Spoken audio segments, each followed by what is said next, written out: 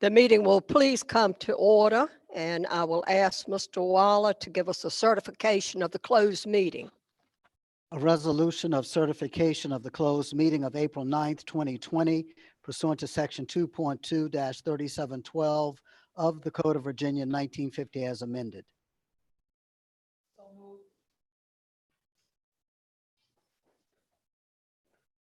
Ms. Mayo?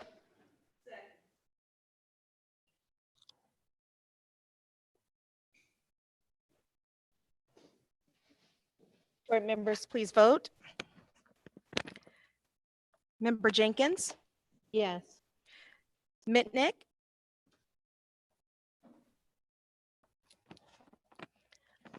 I can't hear you, Mr. Mitnick. No. Member Mayo, Yes.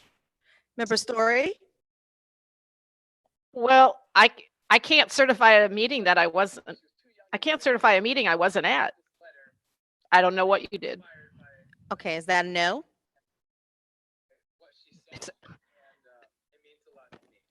It's a non-vote. I can't vote if I wasn't at the meeting. Okay, thank you. Board Member Riddick, Yes. Brooks Buck, Yes. Byram, Yes. motion carried. Actions on closed meeting items. Pupil personnel report, Dr. Buck. Madam Chair, I move that we approve the pupil personnel report as presented. Mr. Riddick?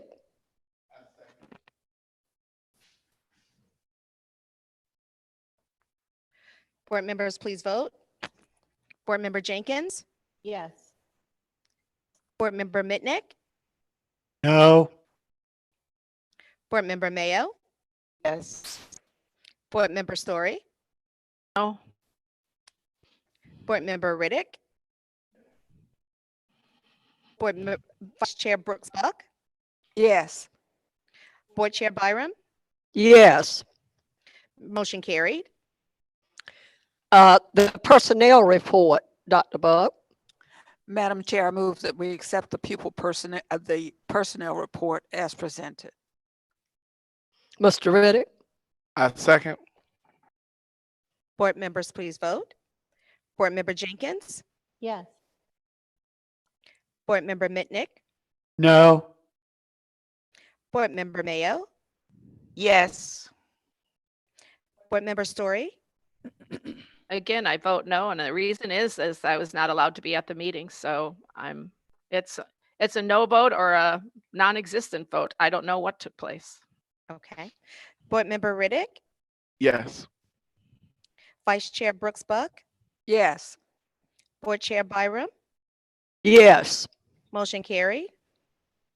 Next item on the agenda is the approval of our agenda this evening. This is an action item. Ms. Mayo?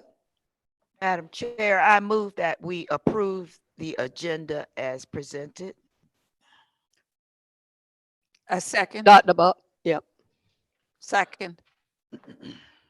Board members, please vote. Board Member Jenkins, Board Member Mitnick, Yes. Board Member Mayo, Yes. Board Member Story, Yes. Board Member Riddick, Yes. Vice Chair Brooks Buck, Yes. Board Chair Byram, Yes. motion carried. Public speakers on agenda topics. Ms. Gardner, are there any? There were no speakers. No speakers. And then we go to reports by the superintendent, Dr. Gordon.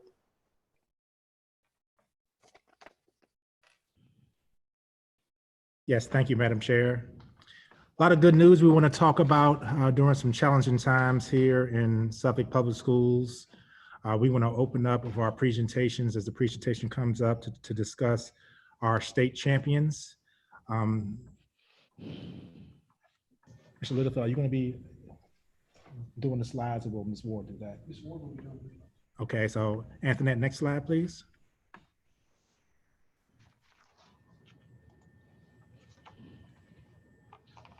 Next slide. So as we all know, the Virginia High School League actually canceled the state championship basketball games for Friday and Saturday. They were only allowed to actually get one game in, and that was the Class 2A championship. And at the time, two of our high schools, Kings Fork and Lakeland High Schools, boys basketball was declared co-champions of their respective classifications for 3A and 4A. We're so proud of the work and the growth from these teams.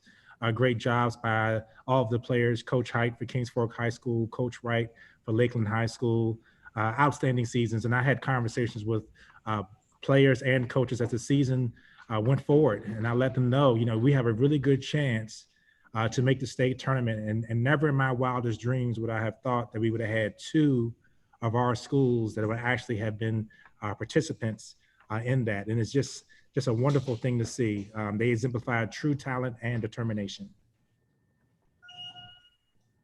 Next slide.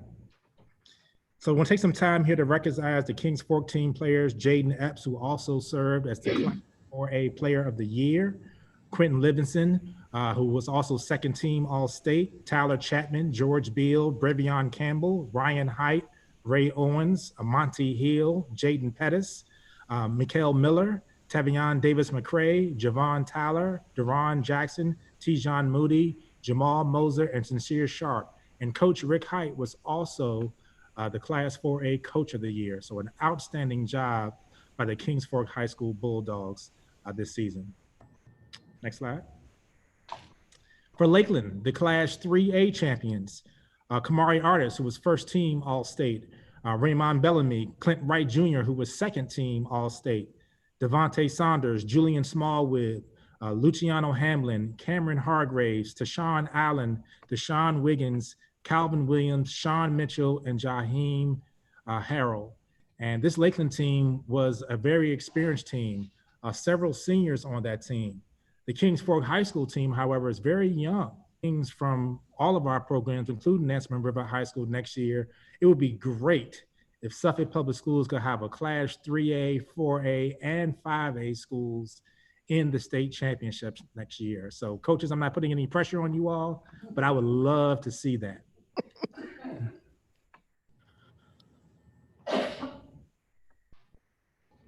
Ms. Ward will now take over with the rest of our special recognitions. All right. Yes. So although we've had to come to terms with the sad news, of course, of our schools closing for the remainder of the year, we still want to highlight all of the many good things that are continuing to happen in Suffolk Public Schools. We're a resilient group of people, and we have endured a setback, but we've not let that setback stop us from being the great school district that we are. So that being said, in addition to our state champions, we also like to recognize members of the Florence Bowser and Kilby Shores elementary teams for creating what we call a culture of caring during this coronavirus pandemic. So some staff members went out to visit students in the neighborhoods that they service via a car caravan. As they drove through the neighborhood, staff honked and waved to students. And even while our schools are closed, our staff continue to show their care and support for our SPS students. So we definitely want to give them recognition and say thank you for going out and still showing your support.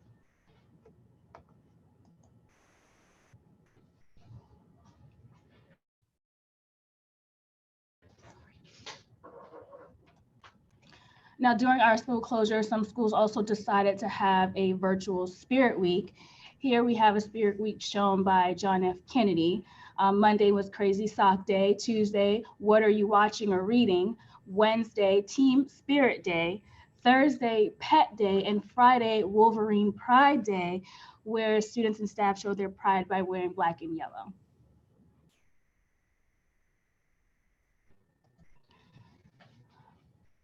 So across our nation, we've seen schools implementing these theme weeks as a way to build school spirit, and there's no reason to stop doing so just because the classrooms have shifted to distance learning. So during this time, a virtual Spirit Week theme helps faculty and teachers to connect with their students. So thank you for keeping our kids, quarantined kids, engaged.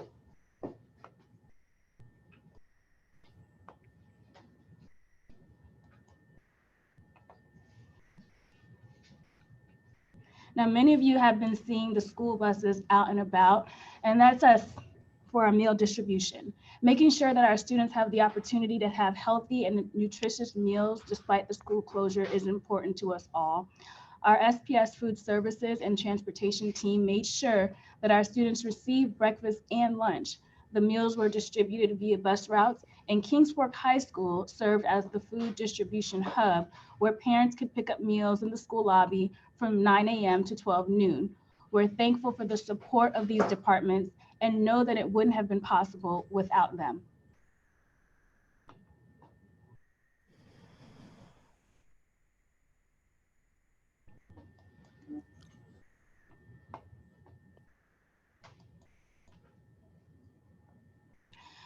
Now, at the elementary level, we asked our teaching and learning team, along with our teachers, to create additional resources to be distributed by our transportation department.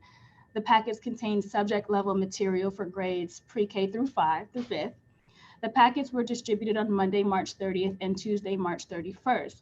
There was also an additional day to allow parents to pick up the packets from their child's elementary school, which was on Wednesday, April 1st. So Frida Robertson and her staff and volunteers for our SPS print shop were in there working hour after hour to put together the packets for distribution. And we appreciate their hard work and dedication from each individual who played an essential part in this process.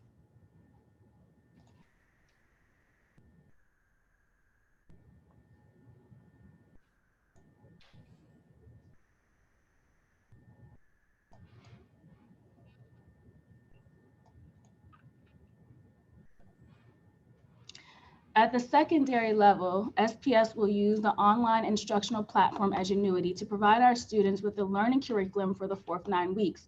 So Edgenuity will be used for our core classes, so such as English, math, science, social studies, and world languages. Elective, fine, and performing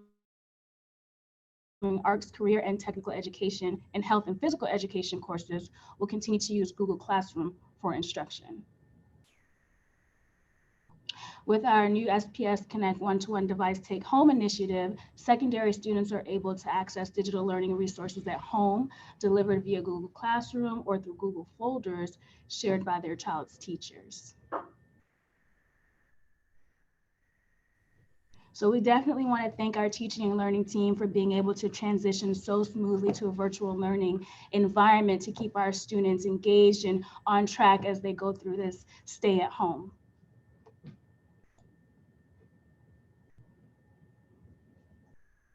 Dr. Gordon, back to you. Thank you, Ms. Ward. So as we want our school community to really get a good idea of all the work that's been happening behind the scenes from our staff. And as some of the pictures that Ms. Ward showed you, this has been a total team effort. And the hours of communication between the teaching and learning team and the teachers, the budget and finance department working with our print shop, as you saw some of the pictures of all of those packets that were being distributed.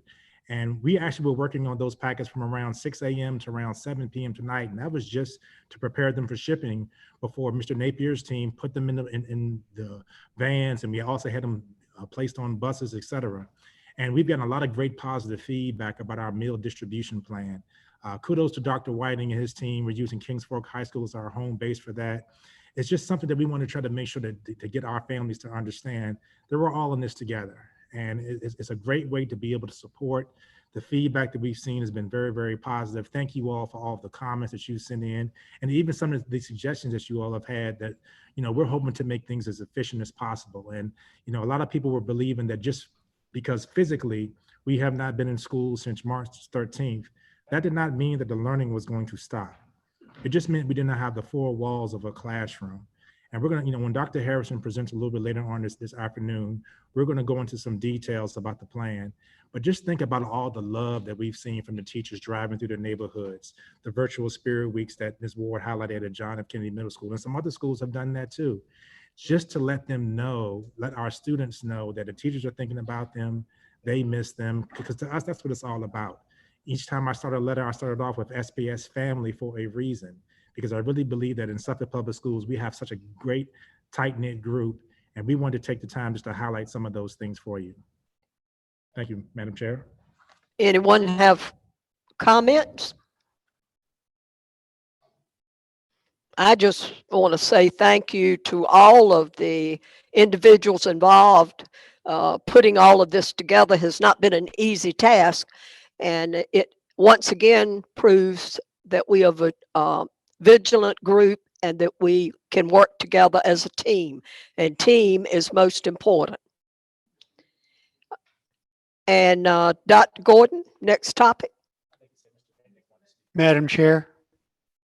Yes, yes, Mr. Mitnick. Yeah, I would just like to say Creekside Elementary School also did a caravan of caring, and they came down Shoulders Hill Road near my community, and I went out and I greeted them as they went by and held a sign up and shouted for them. And it was really heartwarming to see that happen. And I just wanted to make sure Creekside got recognition as well. Thank you, Mr. Mitnick. Anyone else? Okay, Dr. Gordon, Yes, I ma'am. believe Thank you. next. Uh-huh. Thank you, Madam Chair. I wanted to take a little bit of time to kind of provide a coronavirus COVID-19 update to kind of give our school community some background on our thought process as we're navigating through these uncharted waters. And so the superintendent's cabinet, you know, we basically have been meeting weekly, but we actually are communicating 3 and 4 times a day as we all end up putting out action steps and items of what needs to be done in order to basically try to make the best out of a tough situation. So we've developed an SPS recovery plan. And the objective was to develop a recovery plan for Suffolk Public Schools that includes public health and safety, communication and information, reintroduction of services, and planning for a return to normal operations. Now, this is an internal document that's being tweaked basically daily because we wanted to make sure that our staff kind of had some guidelines they were following, also based on what we were seeing in feedback from the community. So phase 1, which officially started March 13th, was our response to health and safety. And that was our response to public safety that included building disinfection, the pandemic response plan being made public, and potential exposure to staff. We actually had to create a document for any staff that not only was traveling out of the country, but also was traveling out of state. And, you know, Dr. Rodney Brown, our Director of Human Resources, has done a tremendous job of getting feedback from principals and individual employees, because we want to try to make sure that we can keep things and keep everyone as safe as possible. That means sometimes people working within a bubble. We also want to identify the essential services for continuity, such as payroll, facilities and maintenance, and also mail. Ms. Forsman took the lead on how we're going to be able to address our mail as we were closing our schools down, because that mail included bills that had to be paid, and also for us to really be able to designate pickup locations. And also, we've already talked about this a little bit, but the distribution of our meal plan. That was going to be really important, because we wanted to make sure that our kids and our families did not have to worry about our children going hungry. And in many cases, ladies and gentlemen, the food that they were getting at school, the breakfast and lunch, in some cases was the most balanced and the best meal for them of the day. Then we moved into phase 2, which is our service continuity. Again, we were still gathering information, guidelines, timelines from local, state, and federal sources. I actually participate in 2 calls a week with the Virginia Department of Education for all 133 school divisions, as well as the communication I have with my Region 2 partners, and having conversations with Pat Roberts at the city level. But this was the time that we also decided we're going to introduce a continuity of learning for both elementary and secondary schools, with a focus on mastery of previously taught material. We knew at the time it was going to take some time for us to be able to develop a plan for what we were going to do for the 4th 9 weeks, which you'll hear about a little bit later on from Dr. Harrison. But it was also a revision of our communication plan to set specific dates for services to the school community, to add additional stops for our meal distribution plan, and again, for us to be able to develop 2-way communication. We have received so much feedback through our social media channels and phone calls on issues that our school community is seeing while the coronavirus is going on. During this time, we were also developing our instructional plan for new material and the development of facilities and maintenance plan for spring and summer 2020. And folks, this is the one positive, if you can look at a positive that's coming out of all of this, is that Mr. Napier, James Downs, the team that we have for maintenance and custodian will now be able to get an early start on repairs, cleaning, and fixing things within our building, so that when our students do come back to school in the fall, you're going to come back to things that look so much better. It's going to be a new level of excitement. And so this phase 2 of the service continuity, this basically ends for us tomorrow, because now we're moving into phase 3, which is basically the reintroduction of services. And these reintroduction of services are scaled down services that we feel that needed to happen in order to be able to improve communication with our school community. but it was also to let our school community know the plan that we're going to use to close out the fourth 9 weeks, such as the introduction of new instruction, the reinforcement of mastery content for elementary, and the revision of our curriculum and instructional plans. The feedback that we've already received from the state since SOLs have been waived and school divisions have options on what they want to do for grading, we're not going to try to solve this with just one thing. That's not a proper way to do a solution. If we're talking about mastery SBS with 24 weeks of instruction being mastered at elementary level and virtual SBS with our new distance and virtual learning plan, we also have to make sure that we revise our curriculum guides, lesson plans, pacing guides, and curriculum maps for next year to incorporate the 7 weeks of lost instruction from the fourth 9 weeks at the elementary level. So we have a challenge. I had a communication with our elementary school principals yesterday and let them know 43 equals 36 in this new math, because we're going to try to get 43 weeks of instruction done next year in 36 weeks. We are not sure if we're going to be able to have summer school. So I didn't want to try to set up a plan that was just going to rely on that, because we never know when the stay-at-home mandate is going to be lifted. But we also wanted everyone to know that essential staff is beginning to return to the buildings. From 8 a.m. to 4 p.m. this past week, we've had one of our clerical staff members at the school administrative office just to accept phone calls, just to help point parents in the right direction. We will return to school after spring break. And yes, folks, we are going to observe spring break next week, April 13th to the 17th, because our teachers and our staff, they need a little bit of a mental break as well. And we want them to come back recharged and ready to go for April 20th. But when we do return on April 20th, we will have clerical staff that will be there to answer phones in the building. We will have school counselors that are going to be there, because folks, we still need to enroll our students. We have new students that want to come to Suffolk Public Schools that need to be enrolled, and also to be able to answer any additional questions. So that schedule will be coming out in the letter that I'm sending to all of our families tomorrow, April 10th.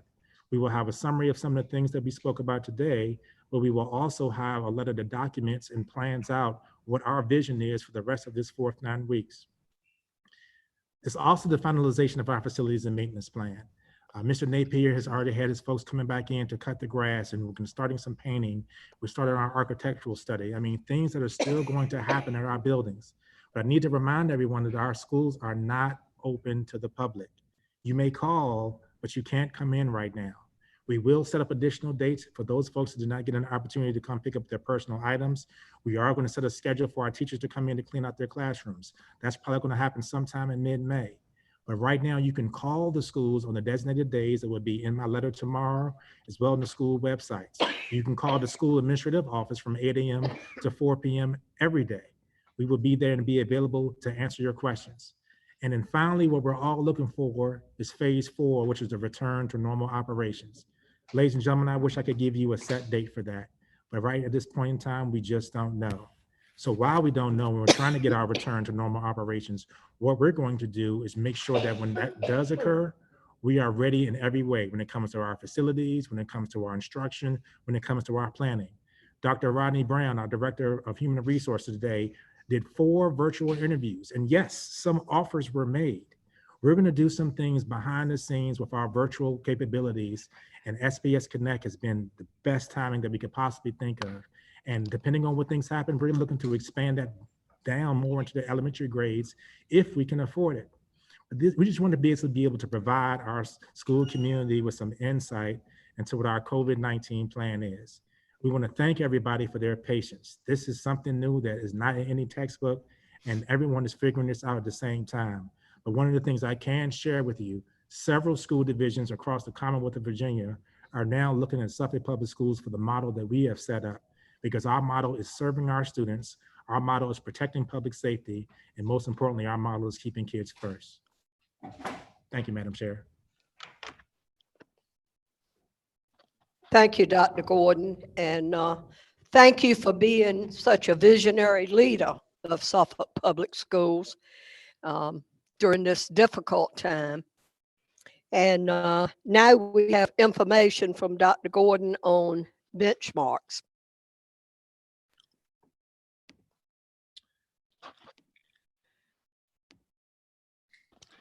Yes, thank you, Madam Chair. So I know we have had some requests in the past on if benchmark information should be shared publicly with our schools community at the school board meeting. And I want to be able to provide some clarity on the reasoning why benchmark information is an internal document.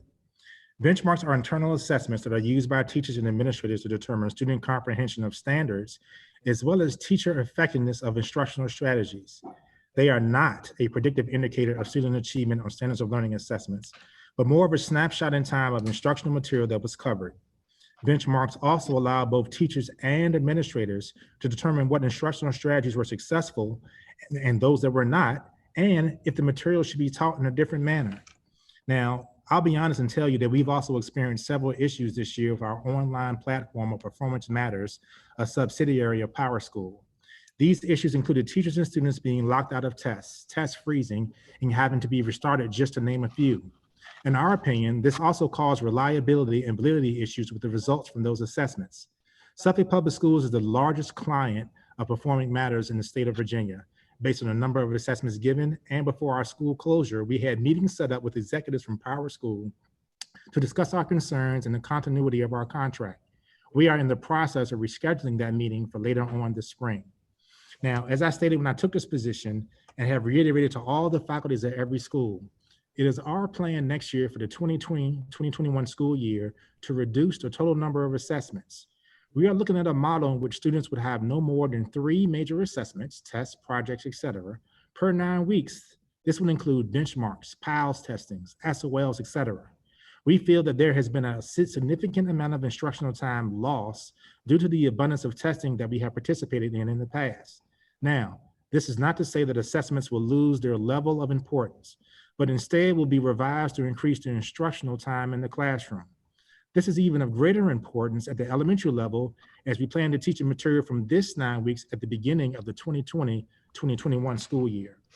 Now, we will always provide our school board and our school community on updates on standards of learning assessments and other end of course tests such as advanced placement, international baccalaureate, and workplace readiness.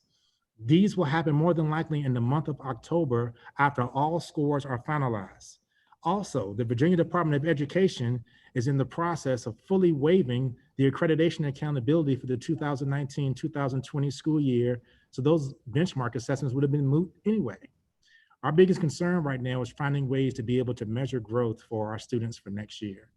And so we really feel that with our revision of our assessment strategy, increasing the overall instructional time in the classroom, giving our teachers more flexibility and creativity to do some things, as we've seen now through our online learning platforms and distance learning, that's going to be the format that we're going to be using for Suffolk Public Schools moving forward. Thank you, Madam Chair. Thank you, Dr. Gordon. Any discussion or comments? If not, Dr. Gordon, we have the calendar of special events. Thank you. Give me a second to pull that up. All right, the month of April is known as the month of the military child. I am a former member of the Interstate Compact for Military Children for the Commonwealth of Virginia. Terry McAuliffe had appointed me to that board, and we do know we have a large military population here in Suffolk. Our school liaison officers have done a tremendous job of making these students feel at home. And April 22nd is Purple Up for Military Kids Day. So don't forget to wear your purple on April 22nd, and we will make sure we send reminders out to everyone. Also, with today being April 9th, our school board meeting, it's also a very, very special day as one of our school board members is celebrating his 30th birthday today. Please give a virtual happy birthday to board member Tyron Riddick, who today turns 30. Yeah. Yeah, you didn't know I was doing that, did you? Yeah, I know. Tomorrow, Project Lead the Way and IB program admission notification letters will be mailed. That was a hot topic that came out of our Facebook Live sessions and some of our FAQs. So those letters will be mailed tomorrow. City Council meeting, 7:00 p.m., unless it's going to be canceled. That's going to be April 15th. That is a virtual meeting. That's when you will hear for the first time our city manager give you an idea or projection on the school board's proposed budget. Elementary packets will be mailed home to students on or about April 20th. And we got some special information where we're going to be transitioning to a scholastic packet for our elementary school students. This is to be 10 weeks worth of information. And yes, parents, your feedback has been answered. These packets will also include answer keys. These packets will also have information that will spread into the summer. It is our goal right now to try to minimize as much summer loss as possible. And our next school board meeting is also Thursday, May 14th. That is our calendar of special events, Madam Chair. Thank you, Dr. Gordon. Next on our agenda, the next order of business is the consent agenda. This is an action item. Consent agenda. Ms. Jenkins? Second.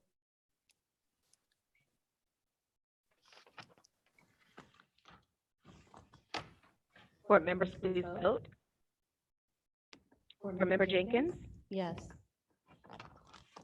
board member Mitnick, Yes. board member Mayo, Yes.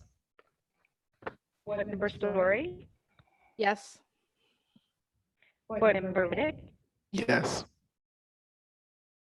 Vice Chair Buck, Yes. Board Chair Byram, Yes. motion carried. Next, we move to unfinished business. And item is Western Governor University affiliation withdrawal request. And this is an action item.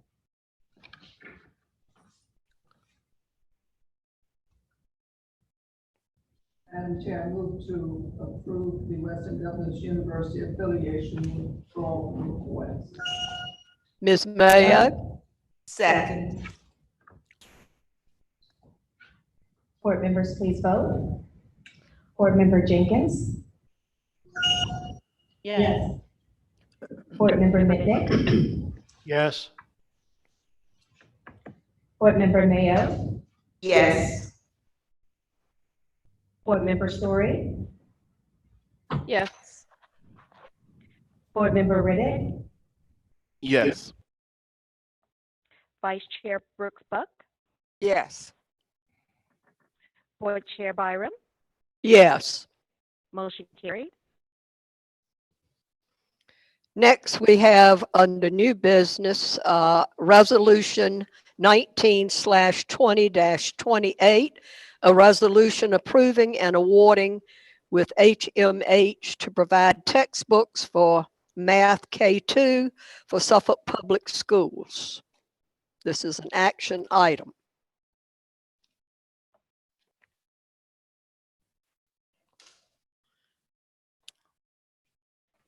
Madam Chair, I move to approve the resolution approving an award with HMH to provide textbooks for Math K2 for Suffolk Public Schools. Ms. Jenkins? I second. Board members, please vote. Board member Jenkins, Yes. board member Mitnick, Yes. board member Mayo, Yes.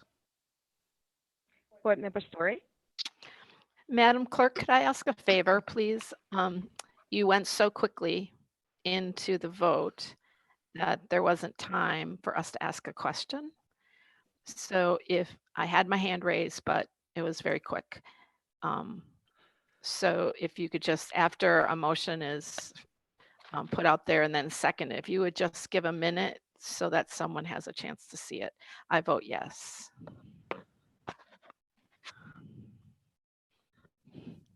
Board member Riddick, Yes. Vice Chair Brooks Buck, Yes. board Chair Byram, Yes. motion carried. Next, under new business, special education annual plan 2020-2021. Dr. Gordon? Yes, we're going to have a transition to have Ms. Stephanie Whitley, who is in our presentation room, to be able to come to either the podium or the computer in there. to kind of go over some details for our special education annual plan for 2020, 2021. So Ms. Whitley, as soon as we see your face on camera, you can have some discussion about that and go over your presentation.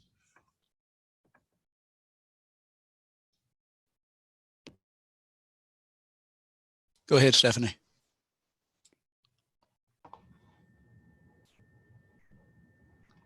Good evening, Madam Chair, Vice Chair, Dr. Gordon, and members of the board. Just a second.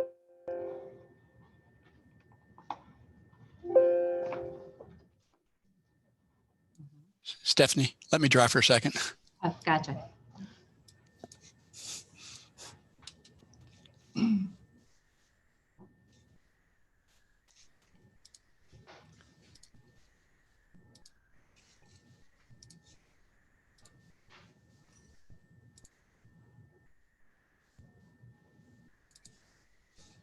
There you go. Thank you. The Special Education Annual Plan Part B flow-through application serves as the formal agreement between a local school board and the VDOE for implementing federal and state laws and regulations governing special education services. Each year, localities are required to submit an annual application for funds for special education under Title 6B of the IDEA 2004. The federal government provides funding through two types of IDEA Part B grants to states, and then this money is awarded through an application process and flows through to the localities. These federal funds must be used only for the provision of special education and related services for students with disabilities. A formula that considers factors including historical funding, total student population, and poverty level is used to determine the allocation. The award amount in this application is based on the actual amount that was received last year. The application is reviewed by the local SEAC and approved by the school board prior to being submitted to the state. The application includes a statement of assurances that includes a free appropriate public education, will be available to all students with disabilities, that an individualized education program or plan will be maintained for each student, and that students with disabilities will be educated in their least restrictive environment. Additionally, the district will maintain policies and procedures that prevent inappropriate over or under identification or disproportionate representation by race and ethnicity of children with disabilities. Additional components of the application include the requirement for an interagency agreement. I think I got ahead of myself here on these guys. Here we go. Additional components of the application include the requirement for an interagency agreement with the regional jail that address the staffing and security issues related to special education service provision for incarcerated youth, maintenance of effort, and set aside funds for parentally placed students in private schools. Currently, Suffolk Public Schools has one teacher that provides services to students with disabilities at Western Tidewater Regional Jail. This position is funded by a separate grant. The set-aside funds in this application are used for the provision of speech-language therapy, occupational therapy, and physical therapy services for students who are currently placed in private schools who qualify for an individualized service plan in these areas.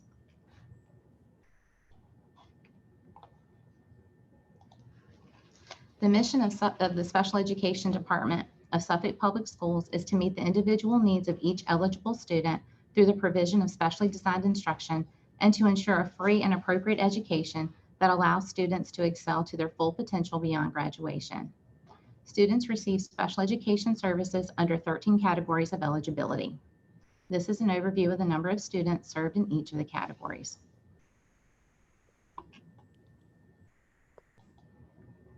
The total number of students with disabilities receiving special education services in Suffolk Public Schools that was reported in the December 1, 2019 child count was 1,896 students.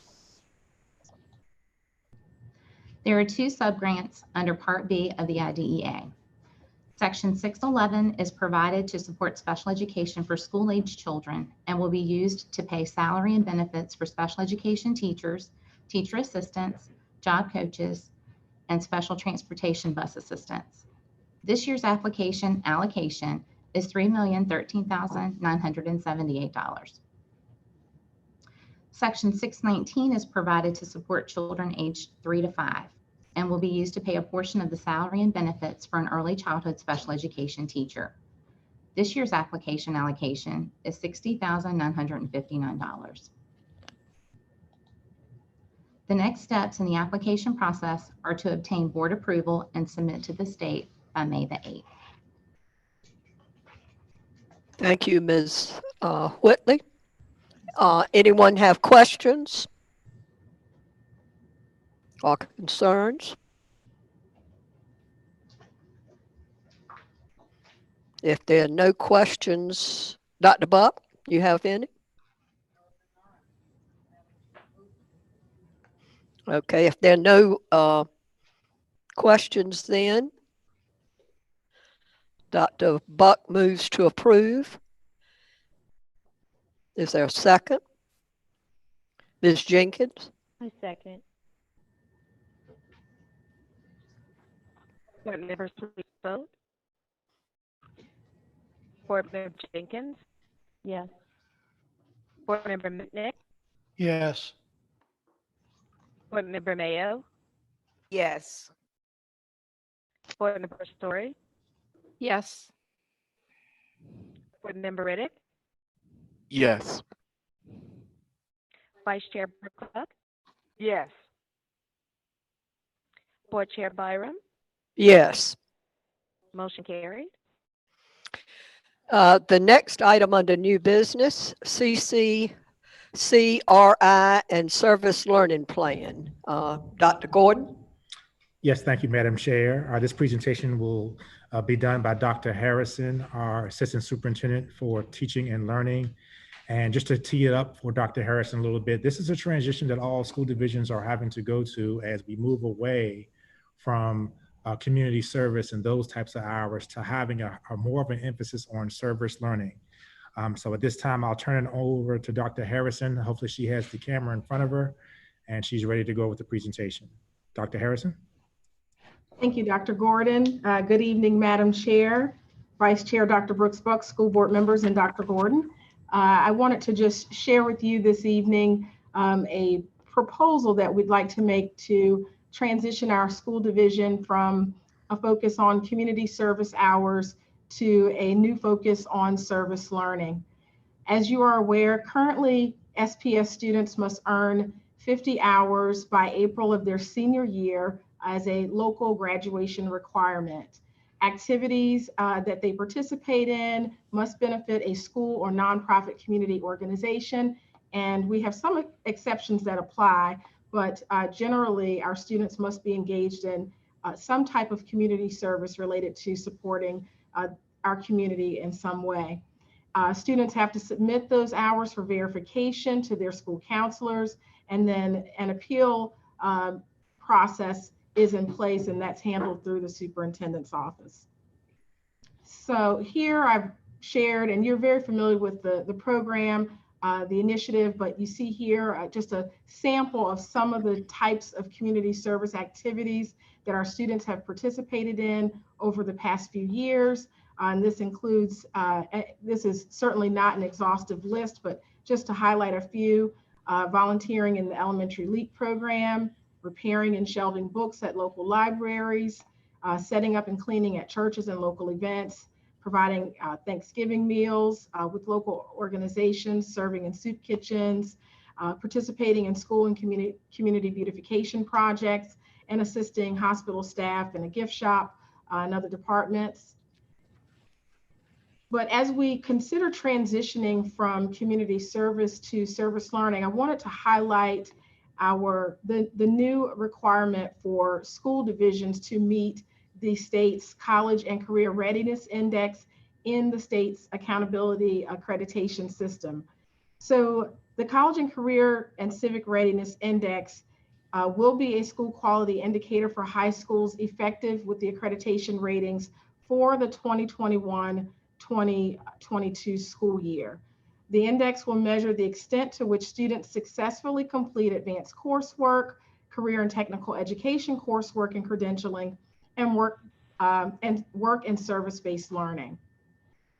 Just to give you an idea of where our division stands currently, as of last year, and it did not count towards accreditation last year, However, the rates are being calculated. And so as of last year, here are the CCCRI rates by high school. Now, to achieve a level 1, which is where we would expect our schools to be in the accreditation rating system, 85% of students in each graduating class must fulfill at least one of the following requirements. So as you saw from the previous slide, we're far below that level, that threshold of 85%. And keep in mind, as I'm sharing this, this is an accreditation requirement or accreditation rating for schools. It is not a graduation requirement for individual students. And so as you can see here in the index, these are the different categories where schools receive that are calculated in the school's accreditation rating for CCCRI. So it includes in the calculation students who have completed advanced coursework, that includes AP, IB, dual enrollment, CTE finishers, and so those are students who complete a CTE course sequence, and then also completion of work-based learning, which I'll share more on the next slide, or actually the following slide after this one. So community service, community service is not directly, so one of the things that I wanted to share in terms of a rationale for making this transition, as you can see with some of the examples that I shared previously, community service, while it benefits our students and benefits our community greatly, there's not an explicit connection to the 5 C's, which is really a big part of the state's new profile of a graduate, and also is really an important component of college and career readiness. And so one of the benefits of possibly transitioning from a focus on community service to service learning is that it would allow our students the opportunity to really go deeper with their service experiences beyond from just participation in community service to really having a more explicit and intentional focus on developing skills in the various 5 C areas. And so, you know, it helps develop those skills by allowing students opportunities to research a topic that might be of interest to them, developing an understanding of the need for the service in that particular area, coming up with an action plan to address those needs, providing tangible support, collaboration with peers, reflecting on their service and lessons learned. And so, as I mentioned before, here are the 11 work-based learning experiences that our school, that students can basically receive credit for, if you will, for in the state's accreditation system. Again, keeping in mind that this is not an individual requirement for every student to have one of these experiences, but it is if students participate in any of these work-based learning experiences that would count in the school's accreditation rating for CCCRI. So here you see the 11 work-based learning experiences, and I did want to point out that of the 11, so far, mentorship and job shadowing do not count toward the school's CCCRI index. So just wanted to point that out. But as you can see, all of the various experiences, and we do certainly have students, particularly in our CTE program, who are participating in many of these experiences already and are certainly gaining experiences that are preparing them for college and career. But the area that I wanted to highlight here again is service learning as one component. And so you may say, well, what is service learning? I've talked a lot about how there's a distinction between community service and service learning. And so one of the core distinctions here is that service learning experiences really enable our students to learn and apply academic, social, and personal skills to improve the community, continue individual growth, and develop a lifelong ethic of service. So during a service learning experience, students identify an interest in a community need, they develop and complete a project. Students then also complete structured activities before, during, and after the experience to reflect and self-assess. And so I've listed here, and this is directly from the state's handbook or guide that they've provided on work-based learning, the 8 standards for service learning from the National Youth Leadership Council, and you can see those listed there. So how does it connect to the 5 C's? So we know the 5 C's: collaboration, communication, citizenship, creativity, and critical thinking. And as you can imagine, students who are being more strategic with their projects and designing specific service projects that allow some element of collaboration either with their peers or with community partners, communication, developing skills in this area would include things like writing and presenting proposals, making requests, getting permissions, publicizing and presenting a final project.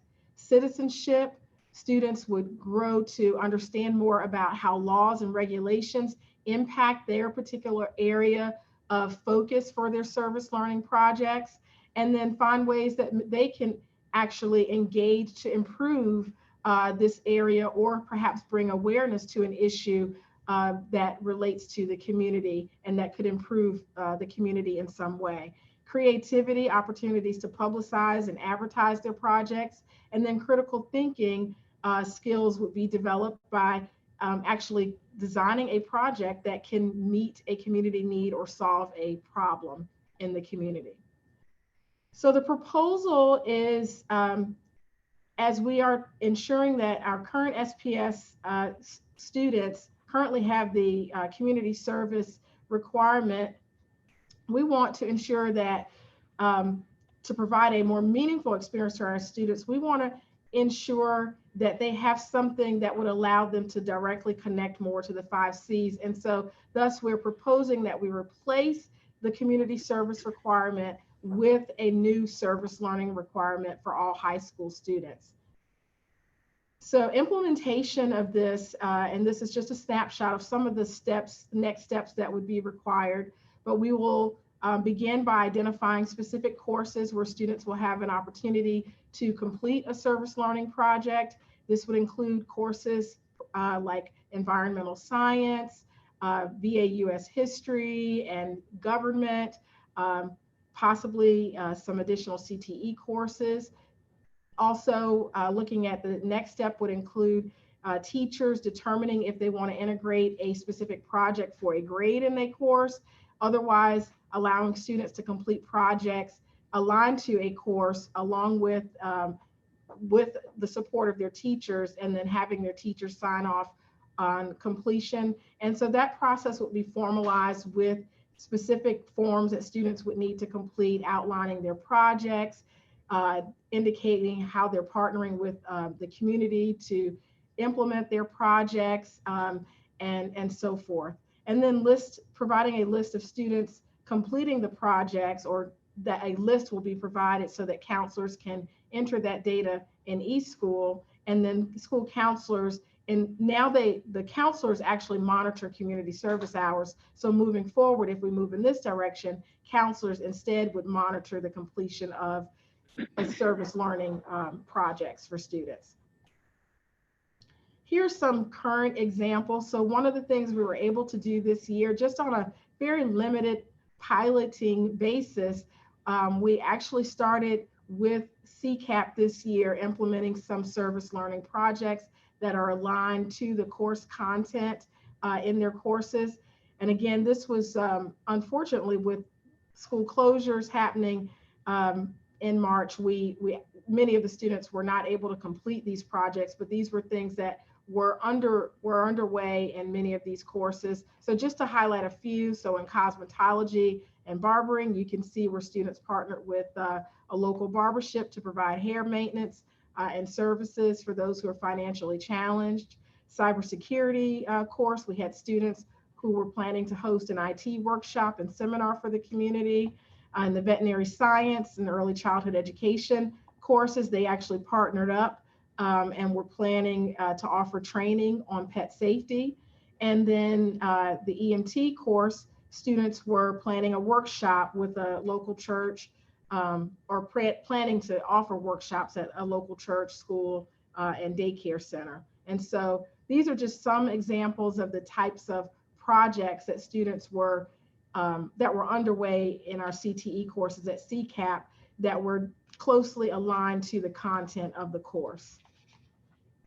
So we were looking at a phased-in implementation if the board would like for us to move in this direction, and that would include with our current, with students entering ninth grade or who entered ninth grade prior to 2021, those students, so current high school students, would have the option of completing community service or service learning, since many of the students, as you know, have already completed their community service hour requirement, and those students would be sort of grandfathered in, if you will, or students who haven't completed it would be given the option of doing a service learning project instead. And then students entering ninth grade next school year, and this is what's being proposed, would begin with the new service learning requirement in place of community service if we go in that direction. And again, the goal for our division and all of our schools would be to help to ensure that all of our schools are meeting that index by 2021-22. So again, some additional next steps. As I've shared, this is a recommendation or a proposal. And if the board would like for us to move in this direction, then we would submit a policy recommendation for review to the policy committee, which would then, which would be to modify the current graduation requirements in SPS.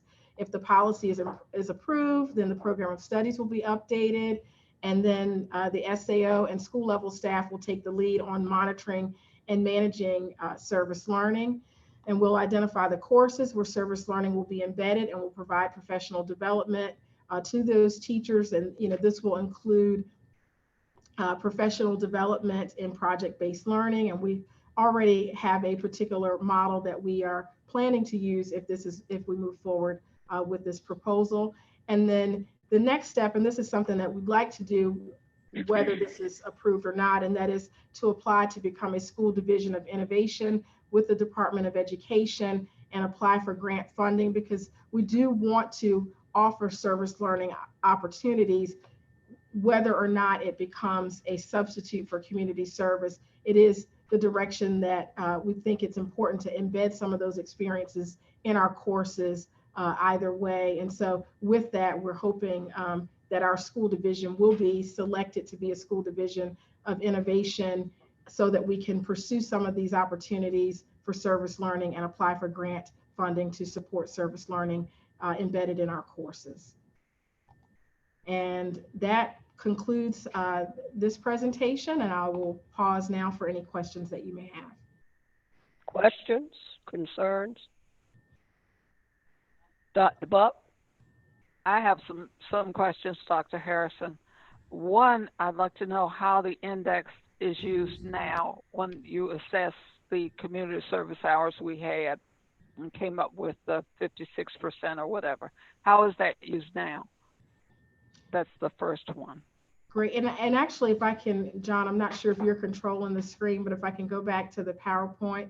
But basically, it's calculated now based on the number of students who participate in advanced courses, also students who complete a CTE course sequence, and then students who are participating in those work-based learning experiences. And there are some specific requirements for those students who are participating in those experiences that they have to complete in order to for it to be counted in our index. So it was those areas. I think it's, I'll go directly to that slide.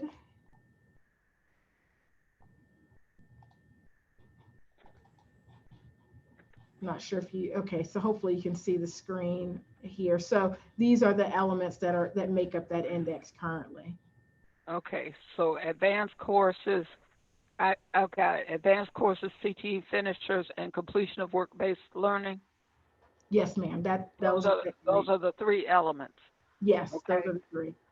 Now, the other thing that I wanted to ask is how's the is it possible, since this is going to be a requirement, of course, my concerns are with us, with the kids out of school part-time this year with the COVID thing and us starting next year with us being behind to start with and trying to do 40, what did we say, 43 weeks, 46 weeks and 36 weeks or whatever we're trying to make up. 36 and 42. Yeah. Trying to do this switch at this time might be a little cumbersome. Is it possible for us to do a trial program to see how this works with this smaller portion of the population? Because what it looks like to me as I was looking at this is that if we had students, for instance, working in the homeless shelter, that they could write up the project. They could actually write up the project as a project and follow the steps here if somebody was supervising it. But my concern would be which class, which teacher, how would it work into the curriculum? It is a worthwhile effort. It is something that you could do, but how could they do that? And how could the teacher go over all of the catching up that they're going to have to do with the COVID situation, as well as follow through with this particular project? So those were the questions that came into my mind as I was looking at this.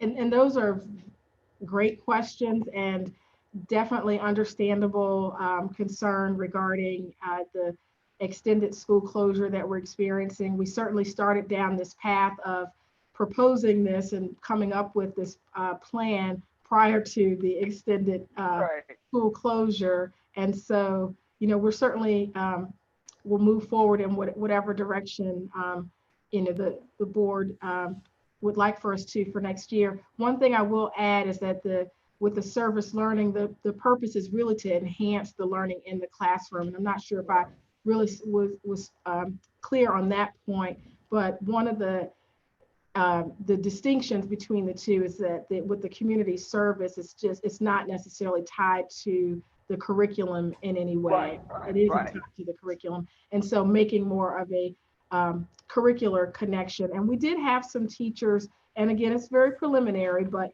prior to the extended school closures, who were interested in having more of the service learning embedded in their courses. And we were going to work with some of those specific courses that lend themselves very well to having these types of experiences embedded in them and providing that training. But very fair, very understandable point in that with the extended closures, given some consideration to perhaps more of a pilot versus making it a requirement. So I certainly understand that. I was just wondering if we had time to do a pilot, or is it something we have to do right now in order to meet this 21-22 deadline? Dr. Gordon? Yes, I just wanted to piggyback on Dr. Harrison's explanation. And Dr. Harrison, if you wouldn't mind going back to the previous slide 5 there. So I definitely understand Dr. Brooks' point about the pilot piece. And one of the things that we're not 100% sure on right now is if there's going to be any waiver in moving this deadline from 21-22 because of the time that we're out right now. But one of the reasons why we want to move forward with this presentation is you see these numbers here. At Kings Fork, we have to make up 32%, Lakeland 28%, Nansemond 21%. And we know that we could do it gradually. And I like what Dr. Harrison said a couple of seconds ago, just to kind of bring this to life. This is our idea of having the curriculum being brought to life to the kids, and also to be able to provide them with the opportunity if they have something they're really interested in, and whatever subject happens to be their favorite subject, they could actually do a service learning project associated with that. So it's really trying to make sure that not only are we looking at how to bring the material to life, but to get them to develop their interest. So this could be something they may have a field in. So ideally, we would like to cut these numbers in half as far as the deficit that we need to make up for next year, so that Kings Fork next year would actually go up to 70%. And if we did a pilot, we wouldn't have enough students that would actually be participating to make that jump. To make that happen. Yes, ma'am. I So see. we're trying to look at 2 years right here of getting us to that 85% threshold. And one of the things the directors of the board has given our team in the past is to try to be as proactive as we possibly can. And if the DOE decides to move this target from 21, 22, which is being discussed, we will already have numbers that are closer to that 85% threshold before we even get there. Okay, thank you. Thank you. Madam Chair, Yes, Mr. Mitnick. I have two questions for Dr. Harrison. We've been allowing our middle school students to do community service hours. Will those count for anything? It will not count if we move in this direction, it would not count towards their graduation requirements. It would really just count in terms of the benefit from the experience that they've had. And it's certainly an experience that we're happy that our middle school students have participated in. But moving forward, when they enter high school, if we move in this direction, then it would not count toward their graduation requirement. Be a very specific question, but Boy Scouts and Girl Scouts are working on Eagle Scout and Gold Star Award projects. Would those be allowed to count as service learning? I don't think, I'd have to take a look at the specific projects before saying for sure, but it would have to be in high school connected to a course that they are taking in high school for it to count in this model. It would have to be tied specifically to a course. That may be an area where we can work with those organizations so that in planning their projects, they're also working with their teachers to come up with something that can benefit the school and the community. Thank you. Yes, you're welcome, sir. And I will just add that that is this, in terms of service learning, that's the way the state has defined it. So if we move in the direction of service learning for all students, we have to ensure that it is tied to a course and is an extension of the learning in the classroom and has the 5 C's embedded in it. Dr. Harrison, I have a question. So I see the goal is anywhere between 21, 33%. So that's a lot of students. And in one of your previous, in one of the, I think it's slides coming up, it has that high school counselors are going to keep track of all of this, right? And that concerns me because I don't think we're meeting right now that 85% of the time of counselors is doing counseling. So if we're adding this to their workload, how will they meet that other requirement, which, you know, I think, I mean, I certainly agree that mental health issues here going forward are so important for our counselors to be in. I don't see how those numbers are going to match. How do we add this workload to counselors? And then yet we, at another point, we said we're going to be taking work away from them so they can meet that 85% of their time. That only leaves 15% of their time left. And this project seems to me to be much bigger than that.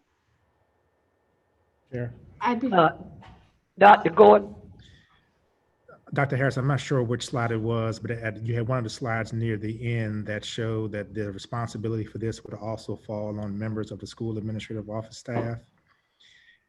So to answer part of your question, Ms. Story, we want to make sure that our school counselors were going to be involved in being able to help us to document the material and to document these projects, but they were not going to be the sole source of documentation. Our SAO and our school level staff, and we even have had some discussions about our principal preparation program also using this and taking it as part of one of their projects. And you're exactly right. We want to try to be able to find ways to have our school counselors do as many school counseling things as possible. But based on the fact that this will also tie into accreditation, they need to have some level of awareness along with that. So this really is going to be a total team effort because the logging of the hours, the clear documentation of the projects themselves, and really the whole key, getting back to Mr. Mitnick's question, is finding ways to tie this to curriculum. So if a Boy Scout was building a bench for one of our schools, yes, that is a great project, but let's also hope that that Boy Scout is also taking architectural drawing and design so that we can tie those together. Boom, we have our ServiceLearning project right there. So we want to continue to try to find ways where we're going to have as much support on this as possible. We have to keep the school counselors included and involved in this, but I can assure you, Ms. Story, they will not be the sole source of documentation for this plan. Dr. Gordon, how close are we? How do we know if now, please, I don't know when that 85% time frame went into effect, that counselors should be using 85% of their time, but how will we know if that is actually occurring? What kind of accountability will we have do we have for that occurring now? Well, we don't track their hours day by day or hour by hour, but we really kind of rely on the feedback that we're getting from the school counselors themselves on do they have enough time during the school day to get their responsibilities done? And that also includes them going into their English classes to start the enrollment process, some of the guidelines that are coming from the National School Counseling Association for things that they need to do, via mental health. And we also are using some technology such as Mr. Littlefield has worked with Gaggle to kind of help us assist with some students who may have some needs. So I can't really give you a straight answer and say that we know that each counselor is spending X percentage on meeting with students, X percentage on instruction in the classroom, X percentage on mental health. We basically have those individual conversations between the school counselor and their administration just to see if they can get their daily responsibilities and duties completed. And on that piece, have we moved any closer to online registration for classes? We talked about that, I think, previously, so that component would be taken off their plate.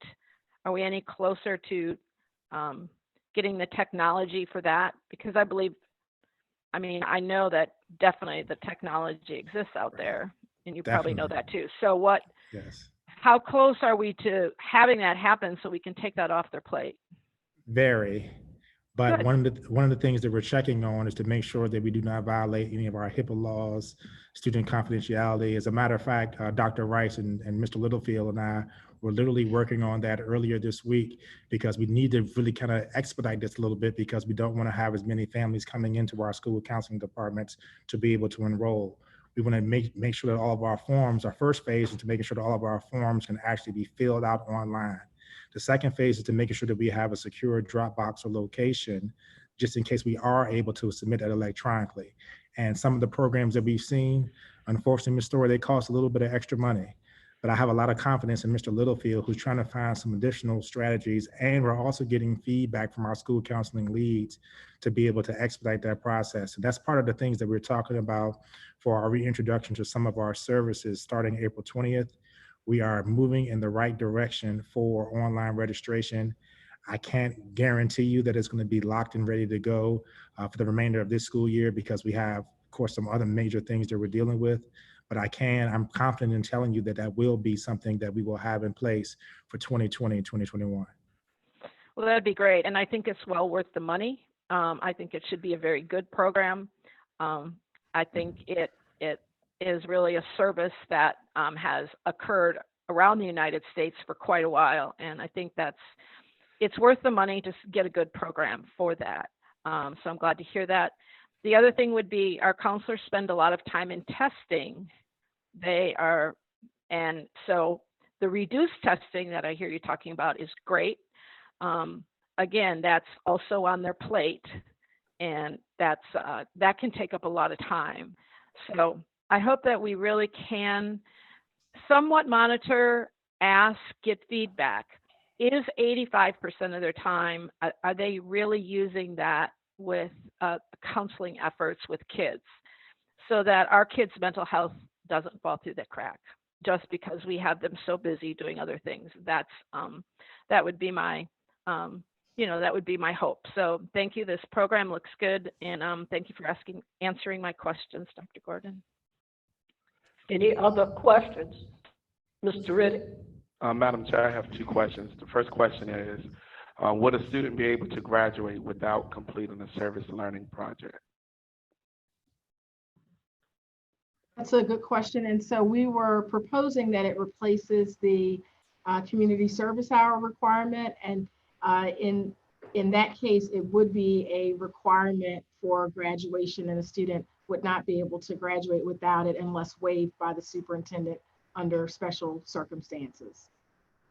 And part of the reason why we're saying that, Mr. Riddick, is that 85% is really high. That's also the graduation completion index threshold too. So it's really interesting how the State Department of Ed is kind of lined up. You must have 85% of your students graduate within 4 years, and you must have 85% of your students complete this service learning component. I think they really did that on purpose. So we're basically trying to keep it one for one, where they understand. We're going to take a look at this as the same thing as obtaining your verified credits that are needed for graduation. And as I said earlier, the real goal here is really trying to get them to take their everyday curriculum and bring it to life, and hopefully in something that they really enjoy. If our kids have a passion about it, they'll end up getting those hours and won't even realize it. Okay. My second question, at the risk of being redundant, are we requiring students to complete one service learning project or multiple service learning projects? One service learning project would be required, and we haven't stipulated any specific number of hours or anything like that at this point. It is really just the completion of the one service learning project as a graduation requirement. Students can certainly complete as many as they want, but one would be required. Okay, thank you. Any other questions? Ms. Jenkins? Yes, I don't know if this will qualify or not, but I have a lot of seniors contacting me wanting to know if any of the students can do projects like doing their yards and stuff like that. So if they took agriculture or a subject like that, and we had certain maybe women, widows that had projects that need to be done, could that be considered? Is that for the senior class right now? Right. Well, I mean, it's now in the future. Dr. Harrison, thoughts on that? So under the current community service hour requirement, it has to be a volunteer service that they're providing. So certainly, if they were supporting, an initiative in their community to mow lawns for elderly residents who need that assistance, that would be considered community service. And I think that's something that could be submitted under that. Under the new requirement, if we move in that direction with service learning, it would have to tie very closely to the content of the course for it to count. And so those determinations would be made between, by the teacher of that course. So that would be hard to speak to it at this point, unless it was an example that I could clearly connect it to a course. And one of the things that we're taking a hard look at, well, first of all, one of the questions that came up in our FAQs and our Facebook Live, we know that right now our kids can't do community service. So we're waiving that. Okay, we want to go ahead and just ease that hesitation or tension right there, because we know it can't be done. The example that Ms. Jenkins just gave, if there were some type of way that we saw a final product, like if it was some type of special design or something that a kid did that tied directly to their classwork, we have some flexibility, but we really need to get a good idea of what it's going to look like in the student's vision, which should actually be part of their proposal. And we'll be honest, as Dr. Harrison's team and I, as we kind of work through this, we're still trying to get some of those fine details out the way, because we don't want to make this so difficult that our kids can't do it. But at the same time, we want to make sure that it's a project that actually gives service back to the community in some type of way, and that the kids are tying their learning into what they're actually doing. So as the details get further and further out, we'll make sure that Dr. Harrison's team kind of gives the board a memo that shows what the template's going to look like, the actual proposals, and also probably some type of timeline for completion too. I have a question. Would the teachers be asked with their different courses that they're teaching to come up with projects? Say, for instance, if you were teaching ecology, you could come up with 10 different projects that were available if a student took that course. Would that be the way it would be handled?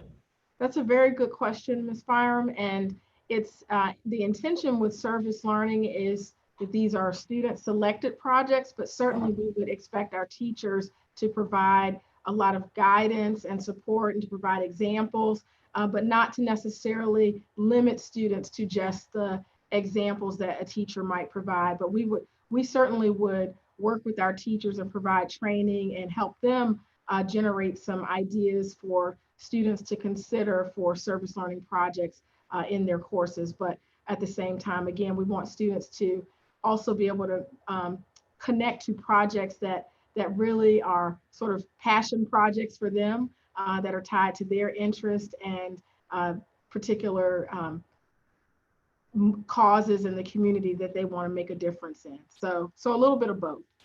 Okay, thank you very much. Anybody else? Any other questions? This is an action item. Madam Chair, I'd like to make a motion that we accept the proposal for service learning for the 2021 school year. Dr. Buck? Madam Chair, given some discussion on the motion that was made at hand. Okay. Is the motion the way that Dr. Harrison recommended, where we give leeway for the 2021 students, or is it this is going to be the requirement flat for anyone beginning this coming school year? Because we already have some freshmen who are in high school whom have already completed their community service hours. So I'm trying to figure out which way are we voting here? What are we voting on to be correct? Mr. Mitnick, would you repeat your motion? I was going along with Dr. Harrison's proposal, and my motion was to accept the service learning proposal for the 2021 school year. As presented. As presented. That's what I believe I seconded. There's a motion and a second.